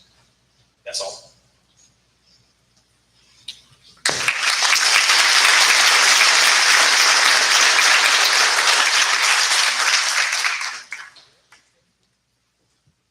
Good evening. My name is Jeremy Parker, and I am a Pine Hall Pirate myself. Went to school here. I've got 3 kids, 2 who've already gone through this school. My youngest one is still a student here in the 1st grade. My dad was also a student here. I serve as a pastor in a nearby community and a software engineer as well. So I am not well known for 3-minute sermons, just so you know, but I'll try to, if you will, bear with me, keep this brief. But your congregation may appreciate it. They could possibly, yes. Actually, Travis is a part of my congregation. I think I need to get her to preach sometime. Now, I'm the Pirate of the Year from 1993, and probably posted somewhere in the county office. I know you guys have probably seen that around there, but I want to say thank you to all of you. Mr. Duncan mentioned the dress code. I obviously did not dress the part tonight, but you're here. I mean, goodness, you'd think we'd get some better air conditioning in here so you wouldn't be thinking, my goodness, I don't want to go back to that Forsaken Place again. But thanks for being here. Thanks for showing up. We love you guys and appreciate what you're trying to do. This is not an opponent. We know this is a very challenging sort of thing that you have to do. And we appreciate you bringing us into the conversation regarding that. I would just want to emphasize the fact that this school is a huge part of the community that is around us. And I'm sure that's the case for so many other schools that are around, but there's a shared experience with individuals who are here. The fact that we would know that Johnny Gabe dwells in this place and still speaks down the hallways, or the fact that we have traveled together to space with Mr. Duncan, or the fact that we have been here to learn what the maypole is all about. Okay, we really still don't know what the maypole is all about. But there's a culture that's formed in the fact that this school is here. And there just aren't that many other opportunities to bring this community together. There would be nothing that would bring the sort of turnout that you're seeing here tonight in Pine Hall beyond this. Believe me, I'm a pastor. I'd love to do it in church. Tried, we can't do it, okay? But, there's so much that happens in the county. There's so much we know where those dollars get distributed. We've seen the other schools in the county. King schools are fancy like Applebee's, okay? We know that. Pine Hall schools are more fancy like Paul Smith's Grill, okay?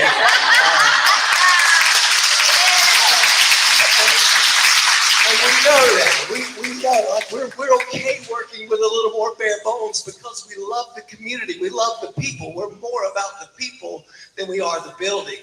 And this is such a core of the essence of this community. That's why you're hearing some of the passion from folks who are gathering here to share their thoughts on this evening.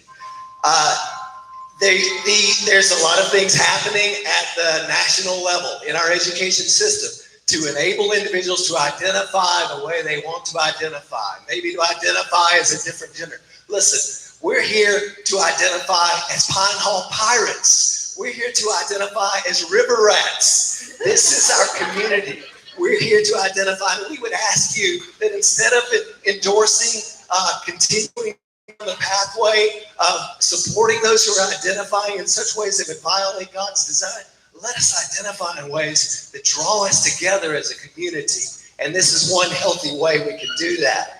I think the problems that I've heard here tonight seem to me to be solvable sort of problems. Now, I don't want to diminish the work that you guys are doing. Obviously, these are hard problems. But when I hear, for example, the issue of numbers, could there be a possibility of redrawing the lines of where if different individuals might go? Could there be a possibility?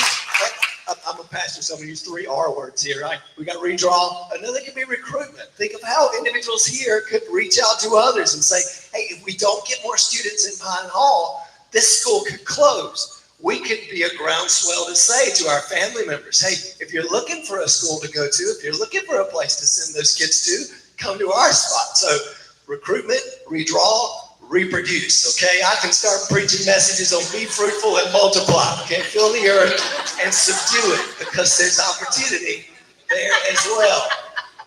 When I think of the roof, I don't know how many quotes you all may have gotten. That quote seems really high. But we've got a lot of good old boys with pickup trucks around here, and I feel like we can have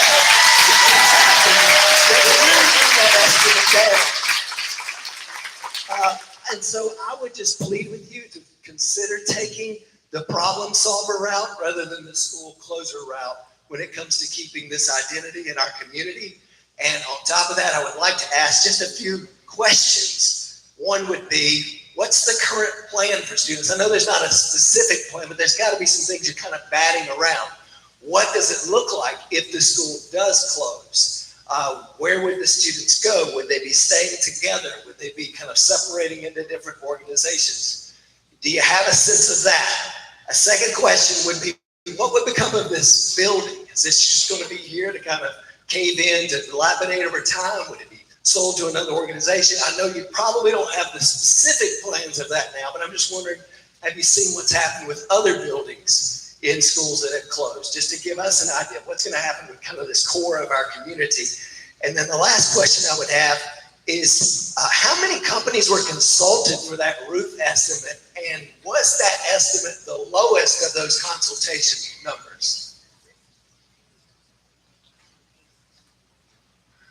You ask a lot of questions. I was waiting on you to finish so they could clap. I was trying to answer. That's all right. If you're finished, I'm finished. I'm finished. Give him a clap.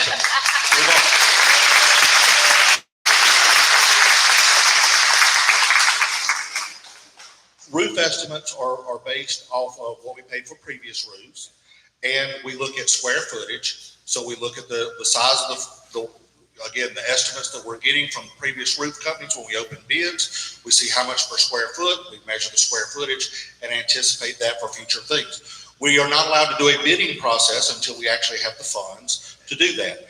We have to go by sealed bids. There were rules that the schools have to follow. We have to have bonded roofs and all of that kind of stuff. So everybody bringing their pickup trucks to climb up on the roofs, it's not going to fit with our insurance companies very well, because we have to make sure that it's structurally the right kind of roofs. But I appreciate the support. But that's how roofing estimates are done this time of year. Now, anybody that's kept up with cost recently know that costs are rising. Roof costs are going up about 10% per month, is what we're being told. And again, Skywalker Roofing that's on in the morning on the commercials are not companies that usually build on our roof. Those are residential. We deal with commercial roofing companies that can do this kind of roof. It depends how many people show up. If they need work, we've come into some times where we've done roofing bids and we've come in under budget, $100,000. There's times right now when not many people are wanting work. We had a bid opening the other week to do a job. Only 2 people showed up. We're not even allowed to open the bids unless 3 show up, or we have to reopen it. Well, those 2 people that are sitting there watching that may say, I don't have any competition. I can jack the price up. So we never know. There's things that's fluctuating. Again, shipping problems, finding labor, material costs, all those factors go into it. We may sit here next year and look at a $500,000 roof. It may be $1 million. Again, depending on when we have to have engineer drawings, all of that takes time to go through that process. It's not your home It's a lot different process when we have a great maintenance staff that takes care of that for our schools. But we use the previous square footage and look at the square footage to come up with an estimate that we go to our county commissioners and request a budget from. And then when we have allocated money, then we can actually do sealed bids and get the lowest price. As far as a plan, that's been mentioned a couple of times here at the end. Our board's not ready for that. Our board has not made the decision to close school. You can watch the videos from all of our school board meetings. It never has been mentioned to close school. Pine Hall, it has not been mentioned. But I mentioned low numbers and a roof, and the board needs to consider that.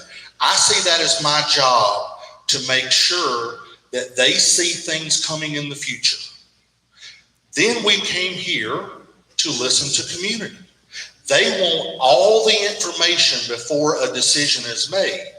Now, if they look at me and say, Brad, just explore this, I explore that. There are sometimes I sit at home at night and stay up at night and thinking, maintaining 19 schools in the 1950s. Everybody wants more CTE classes. Everybody wants more AP classes. How can I make that happen? Well, I sketched out a plan on a piece of paper. It's been brought up about 8 times here tonight. The school board has no plan. The school board has not adopted a plan. The school board has not voted on a plan. The school board has not directed me to come up with 3 plans. This is Brad Rice trying to figure out how to meet community needs in a variety of ways. We have one model, 19 schools. And it's served well. It's served us well. We have great community spirit. I love the community spirit in our schools. I love the emotions we've seen. I love that during COVID at Sandy Ridge last year, somebody in the community said every kid needs something for Valentine's Day, and they went to the local dollar store, Dollar General, one of those, and every kid got a balloon to go home. But that's something a community school does that big mega schools don't do. And so that's the types of things you hear tonight are the wonderful things about community schools. And they've done nothing to say, let's close them. In the past, has a school board had to make that decision with Francisco? Yes, I think in the Stokes News this week or last week, there's a picture of the 7 kids in 5th grade that were the last 5th grade class that went through Francisco. 7 young men, they're seniors this year at North Stokes. They were down to 7 in the 5th grade. While we talk about the wonderful educational opportunities, that's not a wonderful educational opportunity. Is it close-knit? Sure. But it's not when you teach 3 grades in one classroom. That's not a good educational opportunity. And if we keep going down this path, at some point, there is a point where the education is not benefiting students. Have they drawn that line? No, they've not. Again, I gave them information, and now they're gathering other information. So they don't have a plan. Do I have a midnight plan on a piece of paper? Another plan other than 19 schools? Yeah, I don't think I'm a leader if I'm not trying to look ahead. But there's nothing approved. There's no formal presentations. If there was, I probably still wouldn't be here today because this is one community. There's 19 communities that be mad at me. But I have to figure out if we don't get anything else, how can we serve our kids? Now, I'm a dad. And I'm a dad of this school district. And I have 19 children I love. And I don't want to see any of them suffer. And I want to see all of our kids prosper. Every once in a while in a society, a parent says, I have to put my child up for adoption or else I can't afford them. So that's when, as a superintendent, I say, do we need to consolidate schools so we can afford to nurture and keep our kids in a safe environment and all of that? So yeah, I scratch out things. I'm not a leader if I don't. But none of that has been voted on by the board, and none of it's happening. And if I had to put a percentage of it happening, 5%? But that's one person's mind. I said at the beginning, these decisions are going to be community decisions. A while ago, it was mentioned we need to advocate at the state level. I do it all the time. You know what? They see me as self-serving because I'm a school leader. So guess what? The school leader says more funding for schools. You know what I also get? 1 vote. On election day, I get 1 vote. So my question is, are y'all looking at candidates, becoming informed voters at the local, state, national level to be informed voters? And I would challenge you to do that. And because there's a lot more of your votes out there than there's a vote right here. And if I call our current representative, Senator Berger, Kyle Hall, I'm 1 vote, and guess what? I'm a school person talking about schools need more funding. Yeah, we figured that. Have they heard from y'all? So, I mean, use this passion, keep it going. We need our schools supported, or else other plans will have to be made at some point, or else we are going to face some dire circumstances in 20 to 30 years. But I'm not just going to leave it for the next person. I don't say that that's my job to say I'm going to stick my head in the sand and ignore all of this, and then when I retire, the next person, I'm going to leave them with an absolute mess. So I'm going to keep our board informed. I'm going to keep our county commissioners informed. We're going to keep y'all informed. And as a community, we're going to make decisions moving in the future. To that, I would say, love you, appreciate what you're doing. Sometimes leadership means you have to make hard decisions, and I certainly understand that. We understand that. What I would say to the board is that while there may not be concrete plans, and thank you for at least taking an opportunity to brainstorm and say, what could a plan be like? There still is a matter of, if you want the community involved, a lot of times what we try to do in the church space is paint a vision for what is coming forward, show individuals the better things that could be down the road. And so part of the decision, but like, we don't know how fiercely we should be reacting until we know what are the pathways that are before us, right? And it may be that you guys really have some plans that you're stewing on now that would show us that if this school does close, our kids are still going to be loved and cared for in a community sort of environment. And so just saying that, like, having those plans ahead of time instead of it being a reactionary thing will help the community in general get an idea of how we're going forward and how much we can get on board with whatever that plan may be. The Stokes News has an article today about the budget that our board passed to send to the county commissioners. I would urge you to read that. I would urge you to go back and look at the video from Monday's meeting where all of the budget items were discussed again and voted on. And there'll be minutes of that will be voted on at the next meeting where they'll all be public records after they're approved. I would encourage you to be very informed. I started the conversation in the summer of 2017 with the Stokes News in an article where I listed every school in the district that was under 200 students that were going to be in danger in the coming years if enrollment declined. So as far back as the summer of 2017, this has been talked about. And I believe it's been talked about a lot longer than that. I can speak for since I got here in 16. Good. Well, thank you for your time, and thank you for being here. I appreciate all.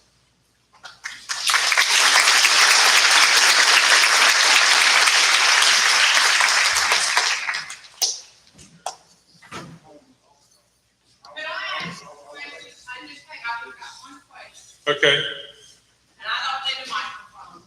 I was in school system for 39 years here at Pine Hall. I went to elementary school here at Pine Hall. Loved every bit of it. God didn't provide me, my husband, and any children.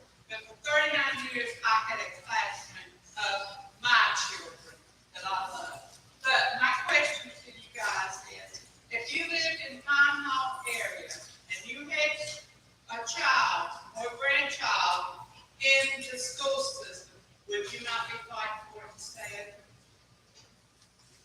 That's my question. Yes.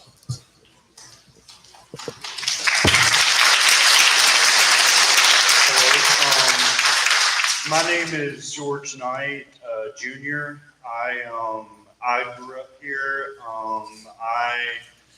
I went to Pine Hall for most of elementary school before my mom moved, and I just want to say that I own the Clock Tower Herald out of Madison now. So, and I think that this has done me justice in being a part of this community, and I feel like it would be detrimental to the community for the school to close. I generally don't speak at things like this just because I'm media and all that, but I feel strongly enough about this that I'm a senior at Greensboro College right now, and we also have smaller class sizes. So I feel like that's also a benefit at every level of education. I feel like anyway, because our largest class size at Greensboro College is 30 people, and I feel like everyone can benefit from maybe being that or less. So yeah, I just wanted to say that. Some of you may know me. I remember Miss Tarleton a lot, so she's like an aunt to me. So yeah, but yeah, so.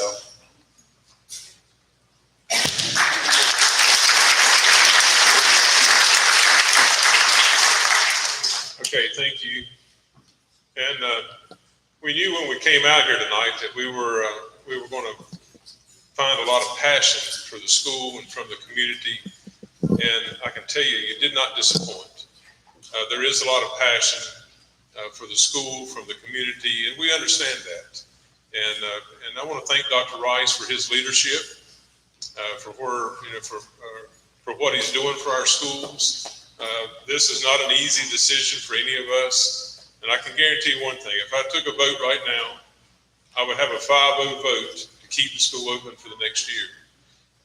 This summer, we will have a meeting with our county commissioners and try to come up with a budget number that we can spend on our schools and try to develop our plan even better. Okay? And I've used the example before. If I was going to go buy a house, I would need to go talk to my banker. If my banker said I could borrow $200,000, it's no good for me to look at $1 million house. Okay, so we've got to come up with a plan with our county commissioners and find out how much money do we have to spend. What kind of plan can we develop? And once we can get some of those facts ironed out, then I think we can come up with a better plan as a board and try to decide what's going to be best for our county. But thank everybody for coming out here tonight. It's been a great meeting. I think we'll probably see us again, come back and bring back more information for you as we gather information. We want to try to keep you informed. If you have questions, please let us know. Please contact either one of the board members, Dr. Rice, any of us. We'd be more than happy to talk with you. I know I've already been contacted and talked with several people here already before tonight's meeting. So we are trying to be open and transparent. And we do want to keep the community and the whole county really informed of what's going on. So thank y'all for coming out. We do have one, yes. Yeah, I'd like to say something. Mike Rogers. First off, I want to address the 3 R's. The redistrict, as passionate as y'all are about Pine Hall, if we pulled a child from another school, their parents are going to be just as passionate about that one. So we got to be really careful about that. The reproduce, that's on y'all. If the class of 2032 is blowing out of the seams at Pine Hall, hey, that's a good thing. But the main thing is I've seen the passion everybody has here tonight. Y'all need to help us recruit. We eliminated it used to be $1,500 to bring a child from Rockingham County here. Now we took that away and we only got 4 into Pine Hall. You've got a great jewel here. Help us recruit from outside, if you know a homeschooler that's struggling that could enjoy a more formal education that we can offer them here, that's another person. Somebody that's at a charter school and they're not happy. Somebody's at another alternative school. The last number was 97. I'd like to see it go back to 140, and then we don't have this conversation anymore. We don't care what it costs. We'll make sure you got the best building you can. But we need y'all to express the passion you've got now. You've got 1,900 signed a petition. If 1 in every 10 had a child, we've got 190 kids here. Help us get those numbers. Help us help you. This whole meeting, I think this board can say, was not to give you the plan going forward, because that's admitting the failure of today. We need a vision for what works for the Pine Hall community going forward. How can we sell Pine Hall to those that don't know about it? How can we show them it's a jewel? But how can we make this a long-term fix and not just a reaction of today? We didn't come here today to tell you your child's going to this school and your child's going to that school. We came here to hear y'all, hear y'all's involvement, and then we'll fight going forward. It's a we meeting, not a me meeting or a you meeting. So with that, I'm going to shut up and get out of the way, because I'm sure my 3 minutes up also. Yes, ma'am.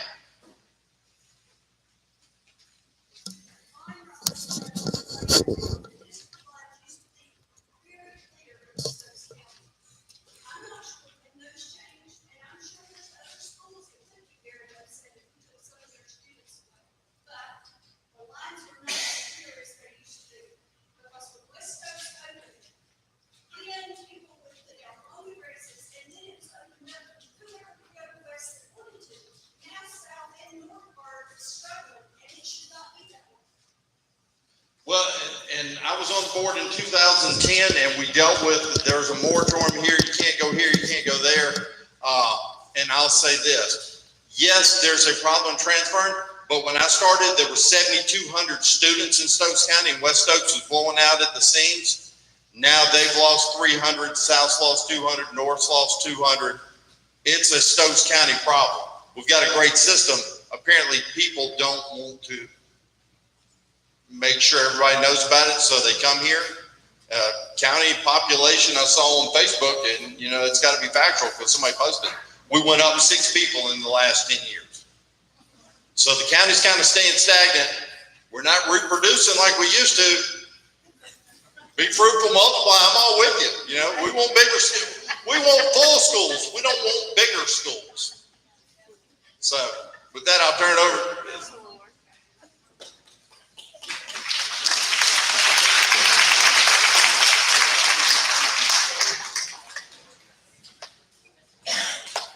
Okay. Yes, sir.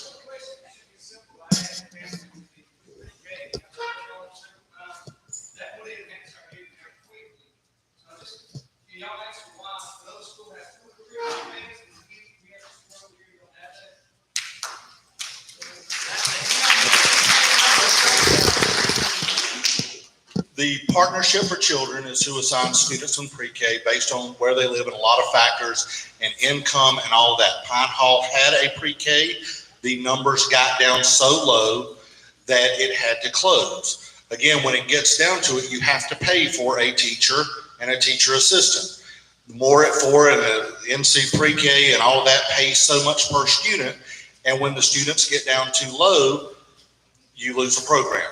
Lawsonville's lost a program. I believe Nancy Reynolds maybe lost a program before I came, and Pine Hall has lost a program. It goes where the students are. And so right now, Walnut Cove, the London area, Walnut Cove, has the needs with the number of students, and they were not here. And so then it was closed.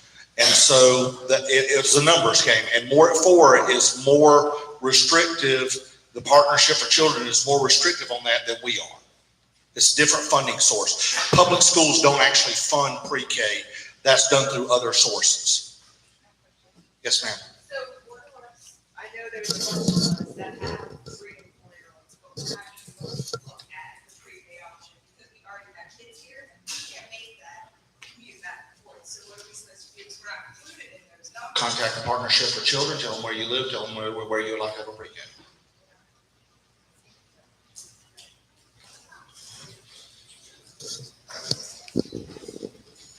Okay, any other questions? Yes, ma'am. I just want to add something like about women. That's all bad. What did you say? Support your local fire department. Okay.